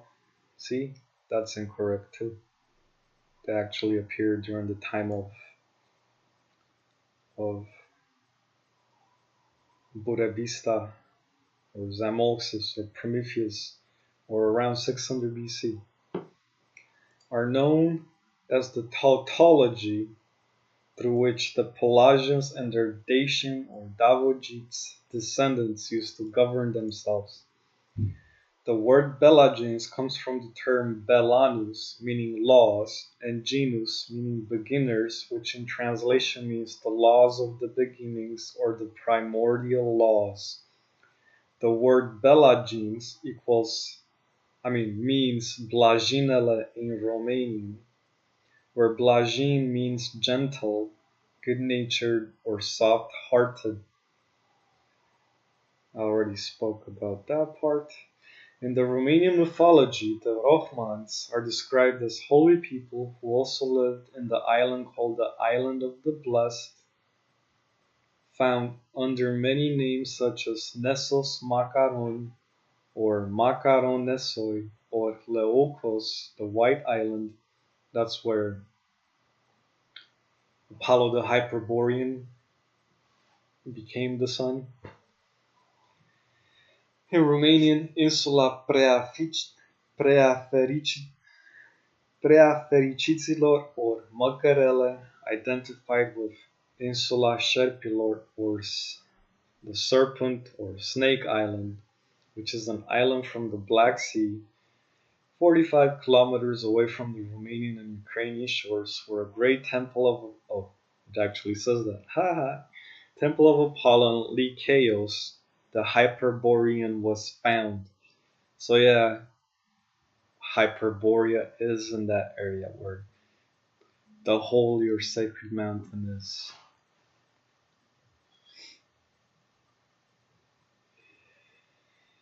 Here is where the gates of heaven are closed and where the living water as well as the lifeless water are to be found.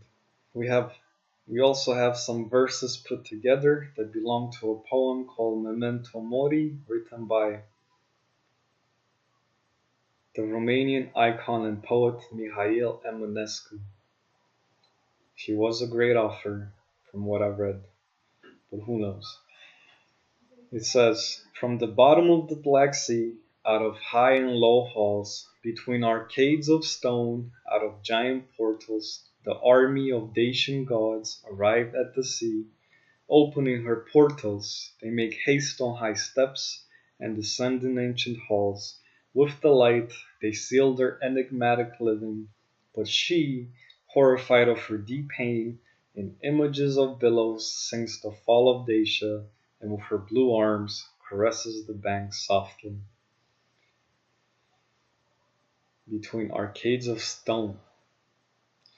Now, Agartha is supposed to be the land of the Agarthians, who are the Agatershi, Getae, and they're supposed to still be living today underneath the ground in the mountains. I'll talk in more detail about that later. Future videos. Nicolae Densușanu believes the terminology of Belagines comes from the names Belax or Blocks, a pastoral Pelagian population, also known as Vlachs, Wallachians, Olachs, Volachs, Vlas, Bolachs, Ulachs, Blachs, Balachs, Welch, Walloon, Vlachoi, and Ilax. Now, the word Wallachian refers to the area of the Carpathian Mountains where I was born. These names confirm the continuity of a great ancestry and justify the origin of the word Belagines. In case you don't know, more than 70% of the modern Romanian bloodlines or genetics go back to Dacian times, about 2000 years ago. In my case, it's easy to know that I am a Getae because if their perception of reality was the Belagine laws, that's been my perception of reality before I ever knew what the Belagine laws is, as you will see. Natural born Christian, as one of those quotes here says. Where was it? I don't want to waste more time. The first direct reference we find with Plato, who said, "In the kingdom of Atheius, who governed over the Hyperboreans from the north of Thrace." See? Even Plato says, Hyperboreans north of Thrace. Well, what's north of Thrace? The Getae, or the Goths. The oldest laws of divine origin were found, written with letters on a copper column.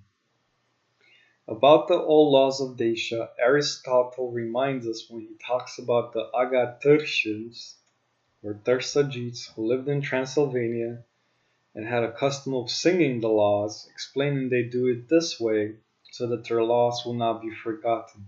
Remember, these laws, perception of reality, just like I said earlier.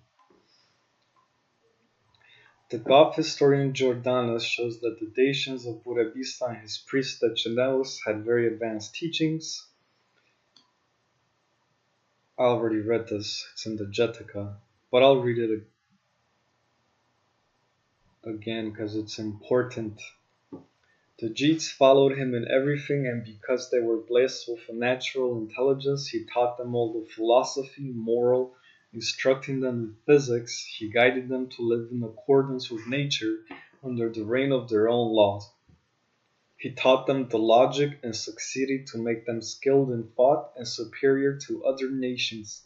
He taught them to observe the 12 signs of the zodiac, the course of the planets, and all the astronomy.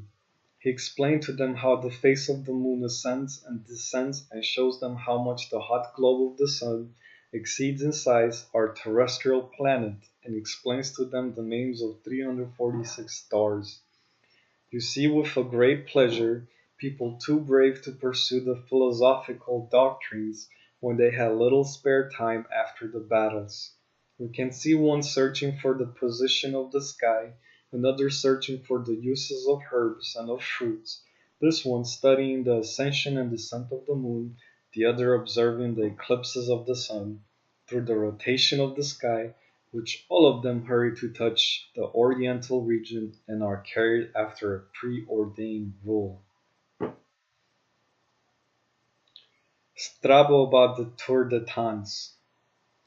The most erudite inhabitants of the Hispanic Peninsula, Book 3, 1.6 says, they have their own grammar, they have their traditions and history described, they have poems and laws written in verses that they themselves claim more than 6,000 years old.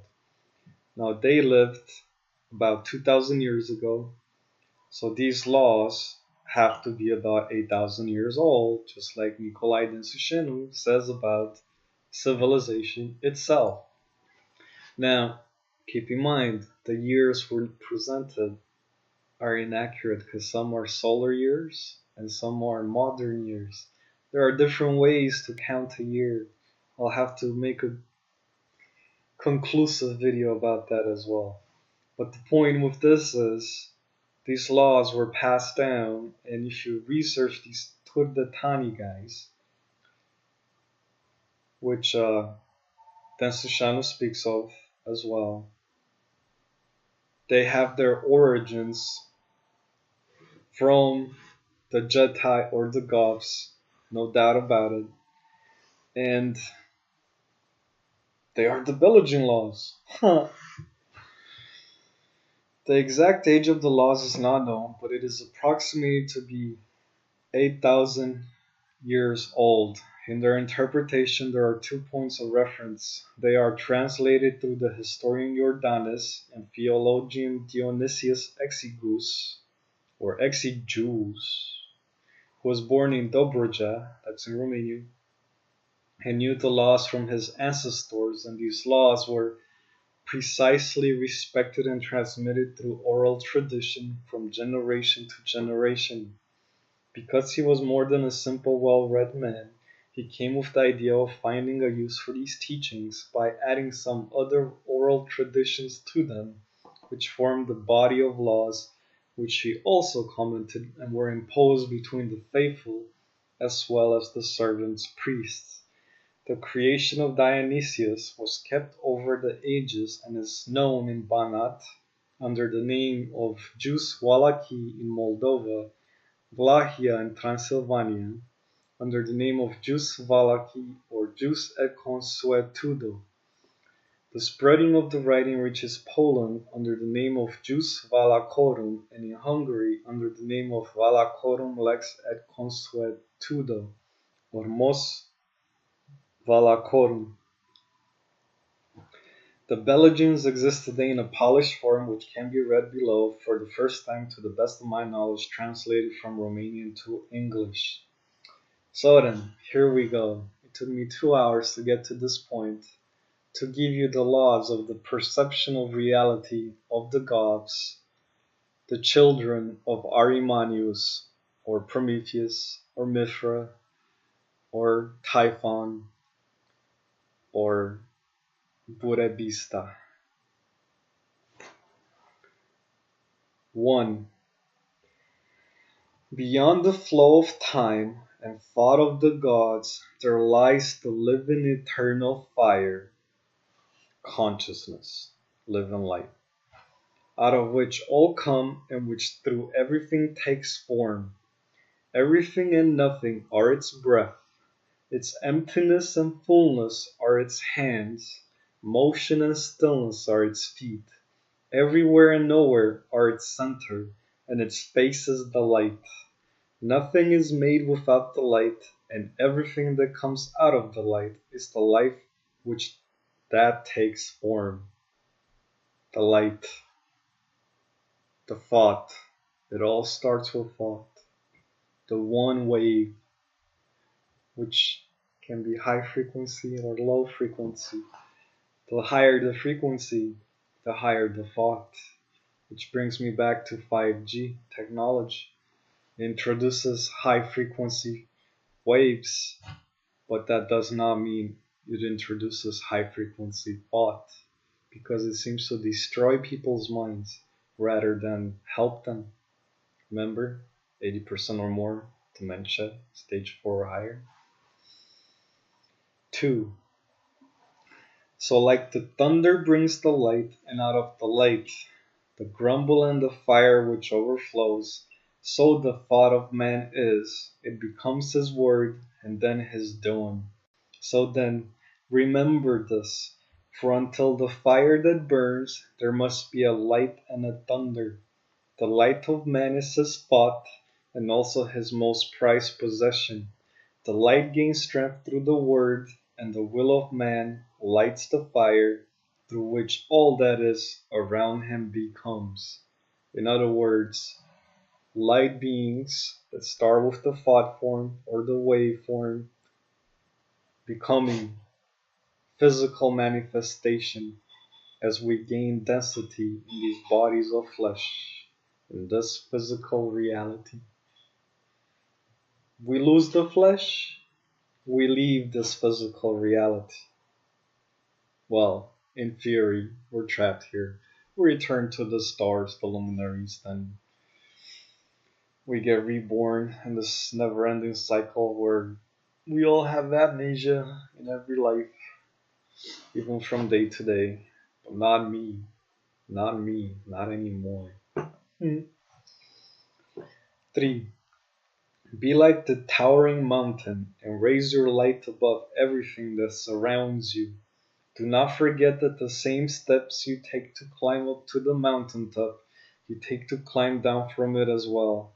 The same air is above as below, the same way the tree grows on the mountaintop as on its bottom, the same way the sun shines upon the towering mountaintop as on the even ground. In other words, applying this philosophy to today, we're always bombarded with negative frequencies. If we are truly masters of our own selves, it doesn't matter what we're bombarded with. We are in control. We're the combination of good and evil, the matriarch and the patriarch, neutral, but empowered, self empowered, free will, and critical thought. 4. Be sober like the earth, and you will not lack anything. The branch full of fruit is broken faster by wind. The seed too deep cannot push through, and too much water crumbles its breath. Visualize to understand this. 5. Remember the tall tree. The taller it is, the deeper are its roots in the ground. For out of the ground it draws its strength. Do not forget this. The more you rise, the more you have to descend. For the measure of rising is the same with that of descending. For me to rise to this level of consciousness, I had to experience much pain first. But I had to transform the pain into positive experiences in my mind and in my soul. 6. The power of man begins with the unspoken word. It is like a seed which sprouts. It cannot be seen when it becomes alive. The light of the seed is the one which it raises it. The earth is the one which feeds it. Water gives it vigor, and patience clothes it with strength. The thought. Talking about the thought. 7. Look at the river and remember its teaching. In the beginning there is only a drop of water, but it becomes greater and greater, for it comes out of what is greater, and that is how things must be made through their nature. Like so is the good and rightly ordered thought. It makes its way through the rocks and cliffs. It doesn't acknowledge anything. It follows its path, and nothing stands in its way. Water with water gathers, and together its strength is greater. I wonder where Bruce Lee, when he spoke about water, attained his inspiration from. The man who happened to die around 33 years old. Dun dun dun dun. My work is equal to his, probably greater, I will have to say. I don't know. History will tell. In the future. Huh. 8. Remember this teaching and don't forget it.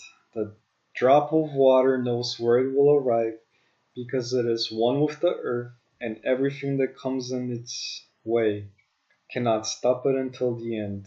So you have to acknowledge where your thought has to arrive, and you will see that nothing can stand in its way. Your thought has to be clear until the end. Many will meet its path, for the nature of things that surrounds us is moving so like the waters. Water with water meets, earth with earth, mountain with mountain. Be like water, my friend. Again, it's still just talking about the thought or perception of reality, how you interact with the world around you. It also relates to the golden rule. 9. Acknowledge the bad thought. Shield yourself as you shield from the thunder. Let it go the same way it came, for it urges you towards unnatural things. Shield from bare words and from falsehood. They are like the powder of the field which cover your eyes, like a spider's web for your mind and your soul. They urge you towards pride, deceit, theft, and bloodshed, and their fruit is shame, helplessness, poverty, illness, bitterness, and death. The Holy See, founded by Saint Peter, which existed today, does exactly this through 5G technology on a continuous basis. It bombards us with bad thoughts. Everything about our reality and that is presented in the Bible is bad thoughts. We must shield ourselves from them. But I am hoping the day comes when we no longer have to shield ourselves from them because there are no more bad thoughts. That's the world I want to create. 10. Don't judge the people by their weight, their power, their wealth, their beauty, or their craving, for both one and the other left something to grow in something else. The rich is poor in silence, the strong is weak for another, and the weak has its hidden strength. Like the nature of things that is moving, so is the man.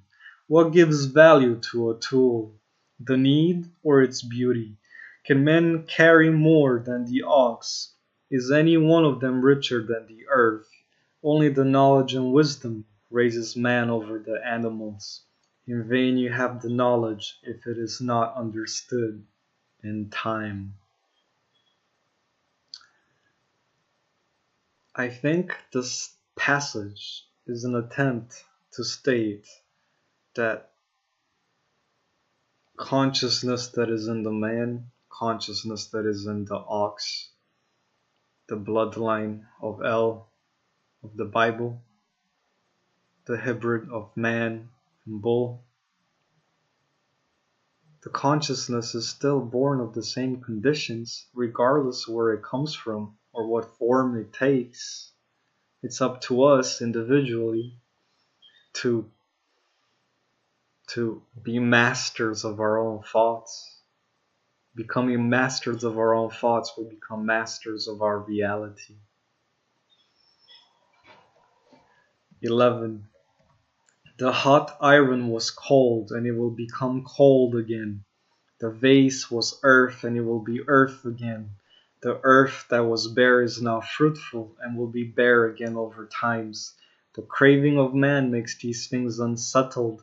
The craving returns his joy in sadness and his silence in distress. Iron and fire help man, but they also harm him.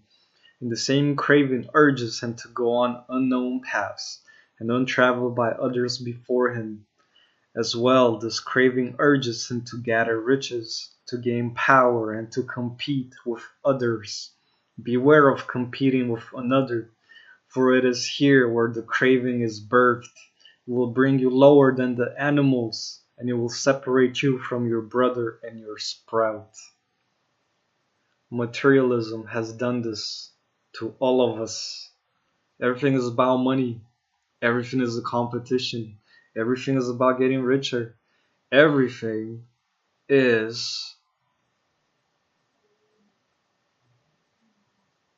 everything that we've embraced as normal living is killing each and every one of us. We have to abandon that system of thought, or we will self-destroy sooner than we can possibly realize. In essence, most people are traitors to themselves. 12. The unwise is urged by craving, but the wise contains it. The unwise suffers when the craving brings him to failure and fall, but the wise always finds the winning in losing and the ascension in descent. Yeah, I've done that. To experience wisdom, I had to first experience lack of wisdom. To rise to the power I possess today, first I had to fall as far as I could possibly fall. 13.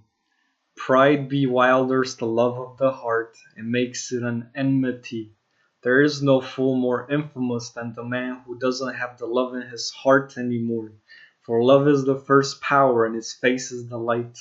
Acknowledge so that your thought won't be surrounded with pride, for you will become lower than the animals. This is talking about the balance between the lower chakras and the higher chakras. Low vibration and high vibration. Matriarch and patriarch. You must have a Kundalini awakening as represented by the caduceus or the figure of Arimanes. 14. The good thought and the wise word can calm your grief, can refresh your heart, but it will not heal you, because man suffers so like the craving that grew in him. For the suffering is the shadow of craving. Remember what I said in the beginning? Dementia manifested as addiction. 15. Don't tie your soul to anything worldly, to things, to animals, to silver and gold, for as they come, so they leave. After each day comes night, and after winter comes spring, for that is how it is ordered, and that is the nature of things. All that is sin is birthed, grown, and then it goes back to where it came from. Only the nature of things stays eternal, and this has innumerable and endless branches. And so, like the springs of your mind and your soul, they do not show themselves. For a breath and a fire make everything that grows to grow, weeds, trees, animals, and people. And out of the same hearth they arrive and return, and this hearth is eternal. Now the hearth, there is a goddess by the name of Cybele. She is the goddess of the hearth. Now you know why she's the goddess of the hearth. She is the great mother, Tiamat, Gaia. She lives inside of me today. Does she live inside of you? 16. As the tall tree grows near the little tree without harming it, so you should be between yourselves. The big should not hurt the little, and bitter his soul either, for he will have a great price to pay. So like the tea, throw a wood on the river, and more will come from above it towards you. Give thanks to your fellow, and all of this you will find later, flowered inside your heart. Through this video, I am giving you the gift of truth. Will I receive a single thank you?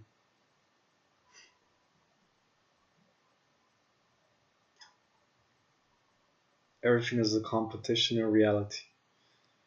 Best house, most money, best car, best schools, best education, best watch, best clothes, best girlfriend, best physique.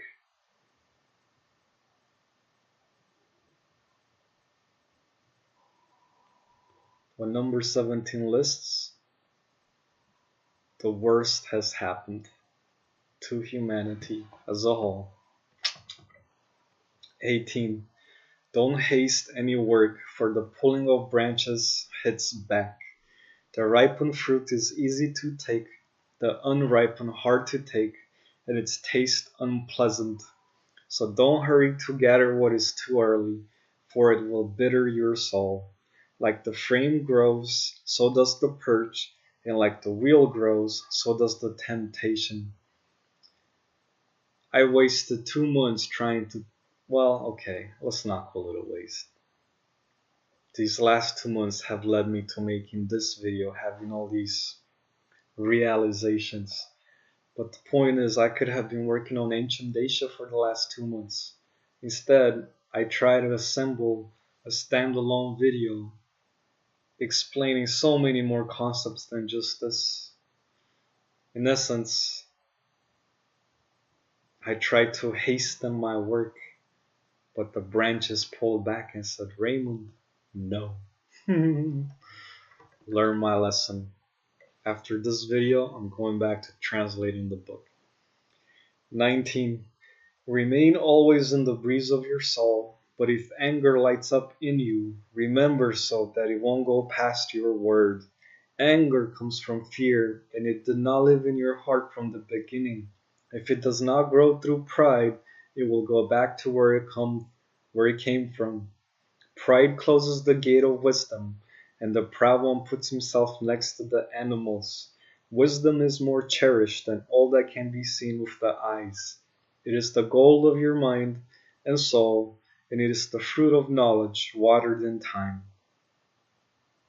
In other words, do you operate on a fear-based frequency perception of reality, or do you operate on a love-based frequency perception of reality? I operate on love. I do not get angry anymore because I don't feel fear. I hope you understand how important how you perceive the world around you is. 20.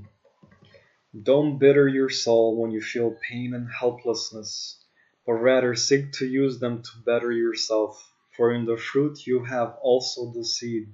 It cannot be that a good seed makes bad fruit. Greed always leads to failure, theft always leads to illness, bare thoughts always leads to bewildering, anger always hits back, hatred and falsehood always brings helplessness, pride always brings suffering. Pretty much abandon fear, get rid of the ego, become wise, ego less, full of love. 21.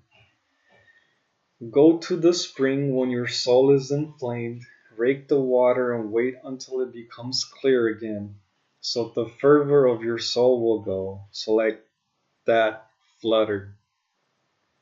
I am hoping by returning to the Carpathian Mountains I am finding this spring of life, as I mentioned before,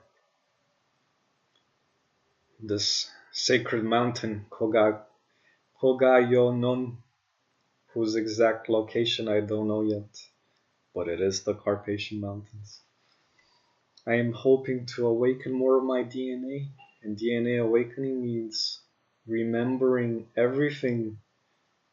Have I not presented so much information that implies remembering?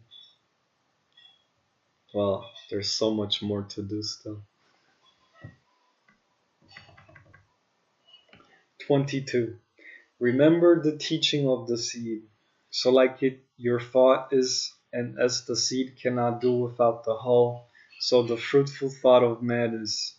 The hull of the fruitful thought is the will, and without will it dries up and is of no use. But the power is the patience of the seed, and the will and patience make the feeble sprout push through the hard earth. I believe this is a metaphor for free will versus no free will, the Trinity versus the non-Trinity, and it definitely embraces free will. But free will implies having the patience and wisdom to develop a thought. 23.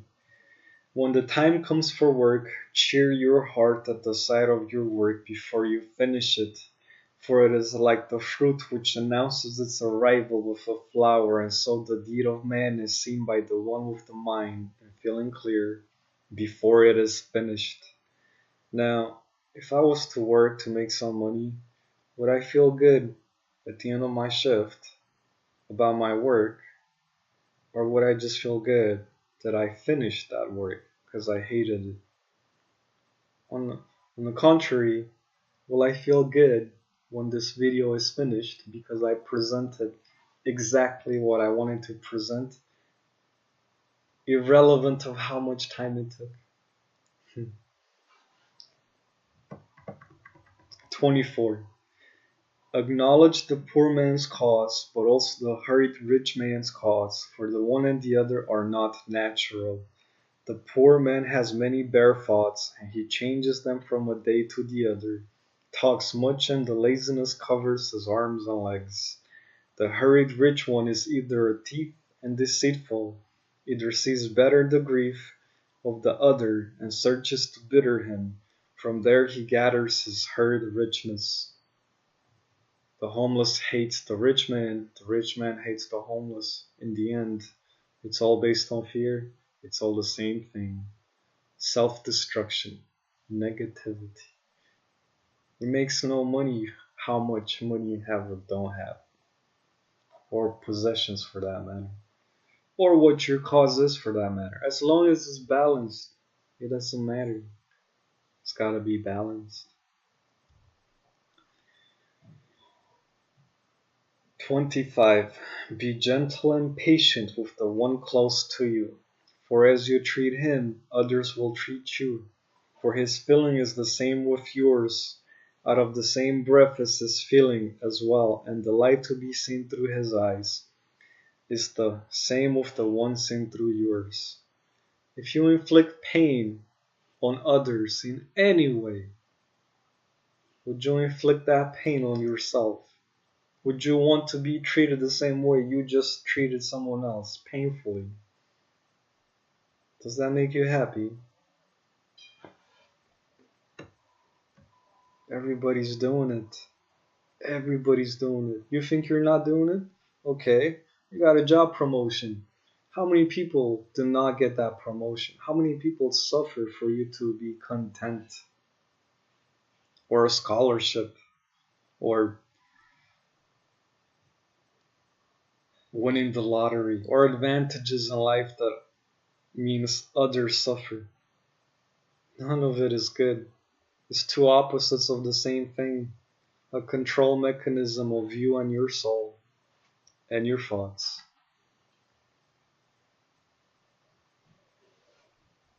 26.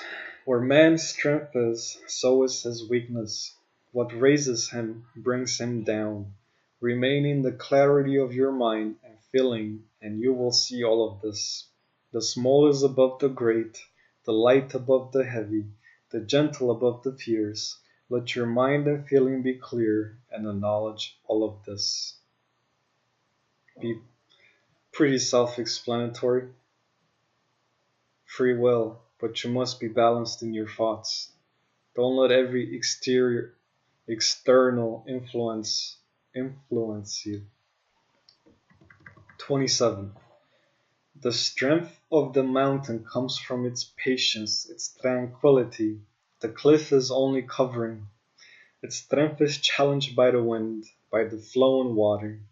Gather your strength from patience and peace and use it through the clarity of your thought.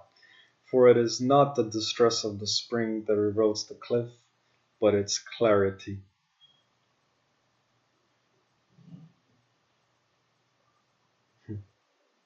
I'll let you think about that one. 28. The work made out of fear does not have a long life, and its strength is so like the overflow of water, which lasts shortly. So the distress of people it comes from outside, but is called by their fear, and fear comes out of unknowing, and the unknowing gathers power through falsehood, laziness, and pride. So to know, you must educate yourself. This video is 3 hours long. You listen for 3 hours because I am more educated than you are. My thoughts have more clarity than yours.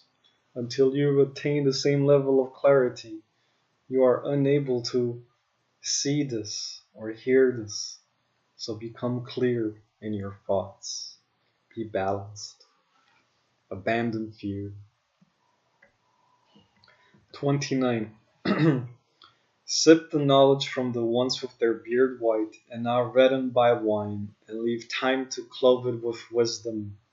Don't look at their weakened and hunched body, for all of this is their payment for their knowing of things and grown of wisdom. Well, I don't have a white beard, and I don't have a hunchback. And I probably never will have a hunchback, but I may have a white beard. So then, should I be considered full of wisdom, and should just sip from my knowledge That decision is entirely up to you because you have free will. Hmm. 30. Thank the earth for everything it offers you. Thank the sky for the rain that feeds the earth. Thank the sun for its heat and for the light of your home and your land. Thank the moon for the peace of your sleep. Thank the stars watching over your sleep. Thank the mountain for its teachings and its iron you gather from it. Thank the forest for everything you take from there. Thank the spring for the water you drink. Thank the tree for the works it shows you. Thank the good man which brings you joy and a smile on your face. Keep in mind, this was written for the Goths or the Getae. This was their holy see. The holy see we have today, based on the Bible, or Abrahamic religions, and the Jewish Gnostics, or the Torah, or the Talmud, it's the opposite. So if this is teaching you how to be in balance with your surroundings, everything about reality today teaches us to be imbalanced with our surroundings. We have to go back to these principles. We have to no longer destroy, we have to create.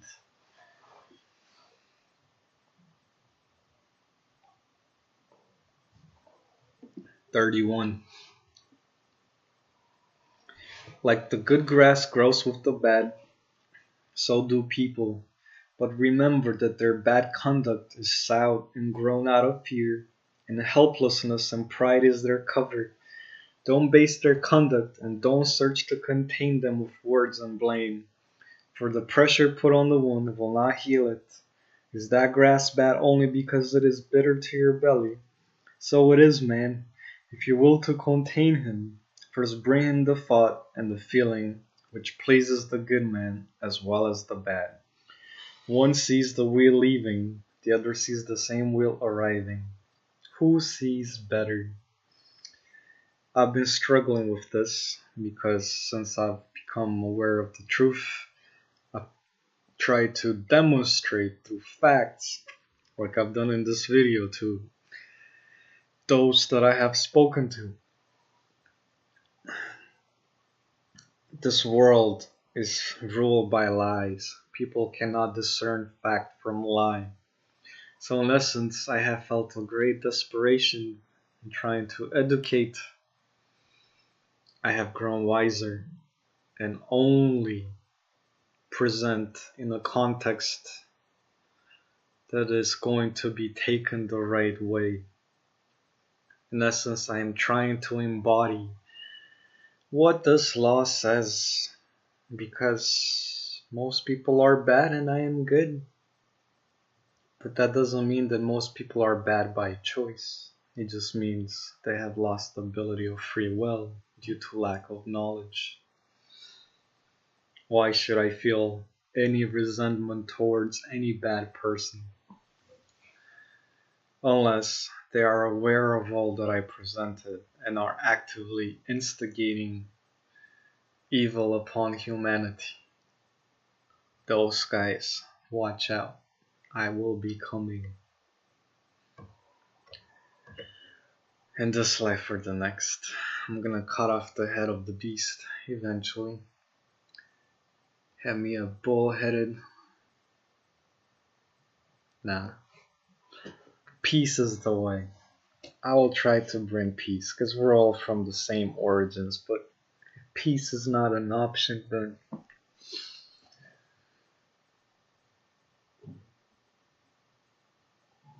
you have to understand, if negative frequencies dominate this reality, what I hope to create is to create positive frequencies. Positive frequencies by default will destroy negative frequencies. Unless there's a peaceful combination attained. But those that live in a negative state of mind will never accept positivity, will they? I don't know. We'll see. Give everyone the benefit of the doubt. 33. Is a flower more beautiful than the other? Is a spring clearer than the other? Is a blade of grass taller than the other? Everything has its strength, beauty, and feet. It is in the nature of things that the forest should have different kinds of trees, grass, flowers, and animals. There is no finger from the same hand like the other, but all of them are needed to strike the iron. Is the apple tree wiser than the plum tree or the pear tree? Is the left hand better than the right? Differently sees the left eye from the right. The ones from above have their purpose, and the ones below have theirs. The great have theirs, and the small have theirs. The quick have theirs, and the slow have theirs. The ones that were had their purpose, and the ones that come will have theirs. Obviously, I have found my purpose through the presentation of such things for now, before it's a more active role that I embark upon. But point being,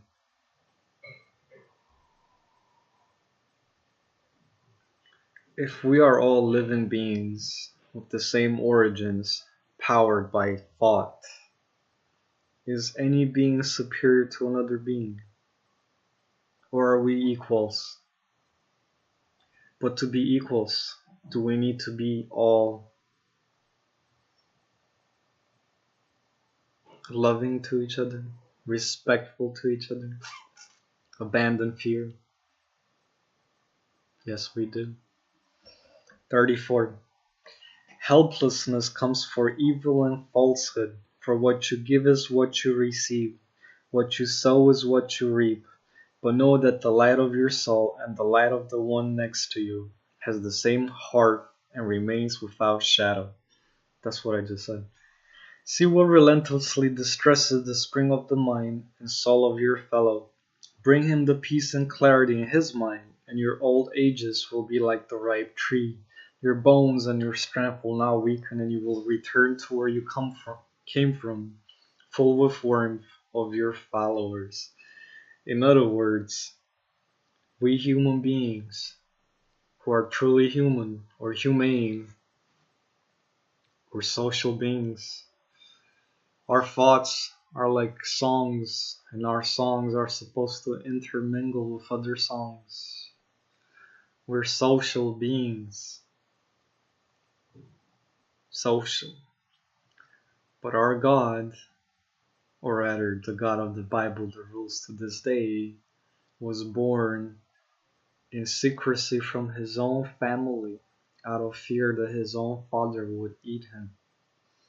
That's his perception of reality. There's no love there. There's only hate. There's only fear. And that is the God that rules today. Baphomet, if you will. So sad. I want to give him a big hug, really, rather than destroy. But he wouldn't understand that, would he? Would you?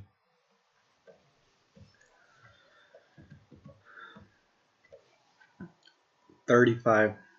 There will always be someone underneath you and always someone above you. At the ones that are under you look with love, not with pride, for there is where your roots are, and at the ones above you look with the eyes of a child and without fear." That's self-explanatory. 36. The strong, the weak, and the unseen are the ones which form the world, and all of these you will find in the man, and all of this forms a whole. There is nothing outside without being inside. Acknowledge all of this when you look inside yourself, and you will find all the wisdom of the gods hidden within the unseen of your being. The gods have acknowledged this wisdom before man, and this brought them closer to the lively and eternal fire. Yeah, what I'm talking about, what this law is speaking about, it's what I want to accomplish.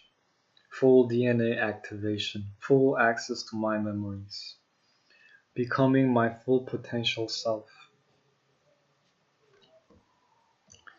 37. Remember that the heartbeat, the flowing of blood through the veins, the healing of wounds, the beauty of the eyes, and the wonder of the formation of the body are made through the power and breath of the lively and eternal fire that is in every one, and its face is revealed in the light. But do not forget that the body is just a grain from the small that is seen. In other words, remove the flesh, there still is the living light. But if you think that the flesh is all that there is, once it's gone, you will totally forget who you are. That's been the plague of humanity for a very long time. I am no longer a victim of this plague. If I happen to lose this body, I will not forget who I am.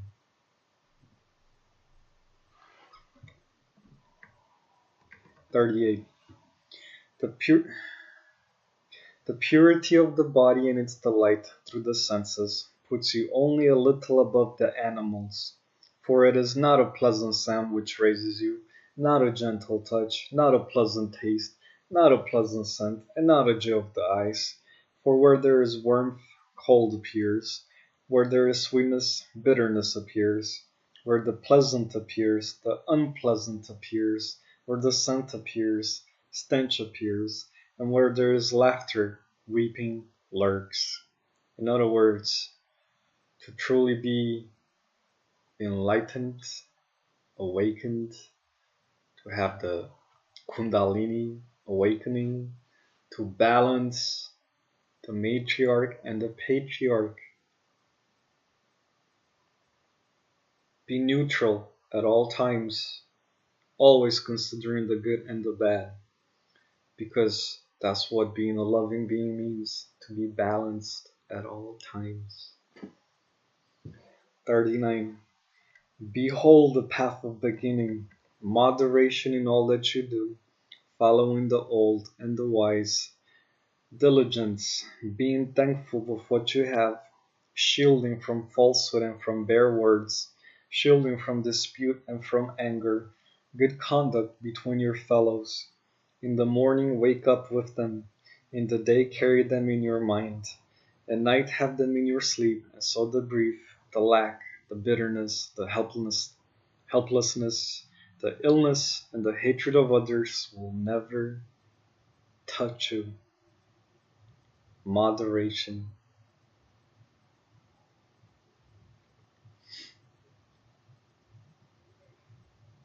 You have to learn to control your emotions. You really, really must know how to control your emotions.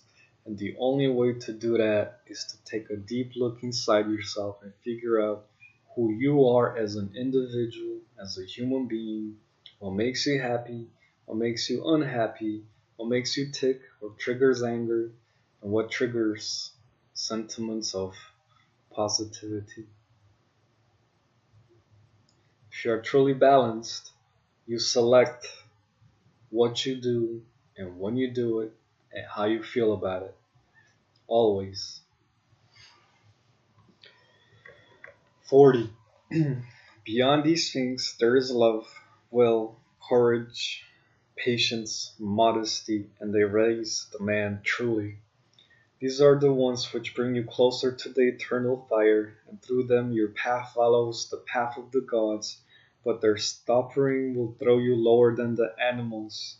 Only through them will you receive the true knowledge and wisdom, the true power, the true happiness, the true wealth, the fruitful and everlasting work.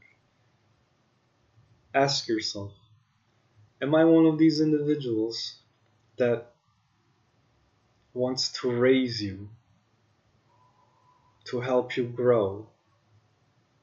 Now ask yourself, modern religions, any of those, let's say Christianity, which says go to church every Sunday and donate money for the church, is that helping you grow? Is that raising you? 41. But note that where love is, hatred can appear. Where will is, negligence can appear. Where courage is, fear can appear. Where patience is, haste can appear. And where modesty is, pride can appear. For moving they all are, what is seen and unseen from the being of man.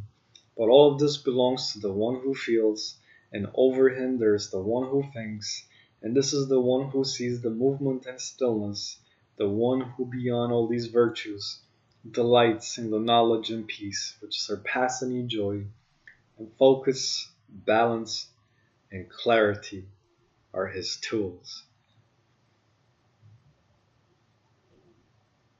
Just because I'm a loving being today doesn't mean I cannot be a hateful being tomorrow. I can always become a monster, the beast, the ball, always. Or I can always be a holy man. That is a choice I have to make on a very moment by moment basis of my life, of my existence. That is a choice you have to make as well. All of us have to make as well. Because unfortunately, most people today choose to be like the bull, the beast. No clarity, no balance, no focus. 42. The one distressed sees the good as good and the bad as bad. He is drawn by one and runs from the other. But the wise sees the beautiful and the ugly, feels the cold and the warmth, the delicacy and the asperity, hears the pleasant and the unpleasant, tastes the sweet and the bitter, feels the scent and the stench, and judges them not. He plainly sees the nature of things that is in everything.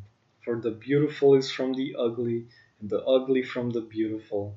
The sweet was bitter in the beginning, and will be bitter again. The pleasant is birthed out of the unpleasant, and the unpleasant from the pleasant. And all of this enlightens the soul of the wise, for the good and pleasant feed and brighten the body and its senses, and the unpleasant for the unwise feed the mind and his wisdom, for he sees the renewal of things and the seeds of forthcoming delights.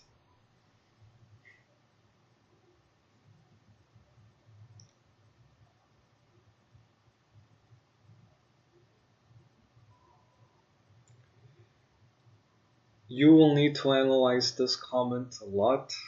This one, I'll leave it up to you. I understand it, but you need to understand this yourself, which is why you really have to analyze it. 43. The path of the gods is not easy, but do not forget that man can contain in his love more than he can contain in his hatred. Warmth raises more than the cold can descend. The one who is above sees more than the one below.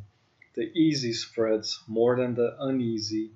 Light reaches more than darkness can reach. The power that unites is greater than the power which separates.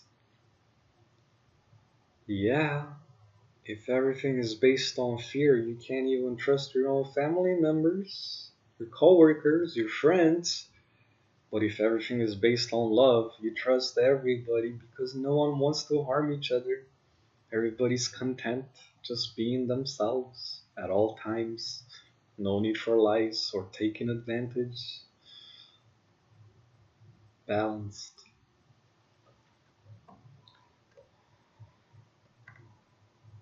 45. The wise unites the one who sees with the one who thinks, the one who feels with the one who does, and the unwise separates them. Open your eyes well, for the one who does, the one who feels, and the one who thinks are so like the clouds which come and go, but the one who sees through your eyes is eternal, and his light is without shadow. He is beyond life and death, beyond good and evil, beyond beauty and ugliness, beyond the flow of time. That was the last law, and the conclusion is that the end is the beginning.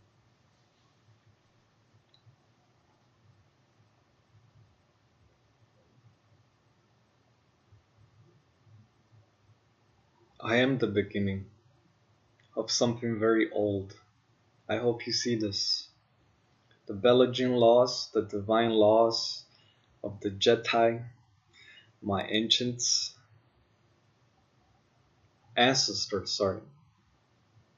are well alive within me. They were well alive within me before I even knew what they were. Because you see, it's all based on your perception of reality.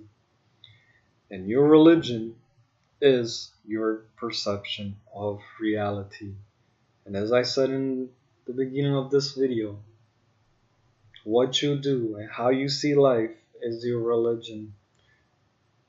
It's up to you to apply the one that helps you grow the most.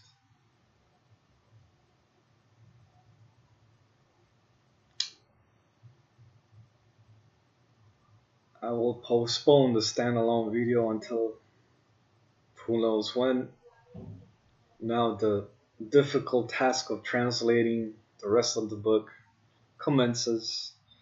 I have 4 to 6 months at my disposal before I leave to Romania, and I don't know what's going to happen afterwards. So I will try my best to translate as much as possible given my analysis, which, as you can probably tell from this video, is very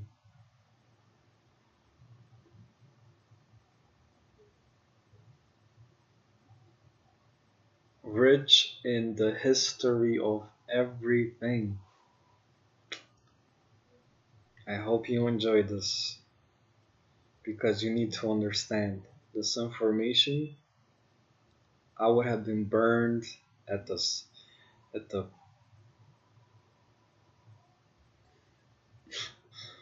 I wouldn't even, burning would have been too easy. They probably would have cut me in a million pieces and sent me all over the world. Say, this is what happens when you speak like this. But guess what? I don't operate based on fear. There is nothing that can happen to me to harm me anymore, whether this body is affected or not.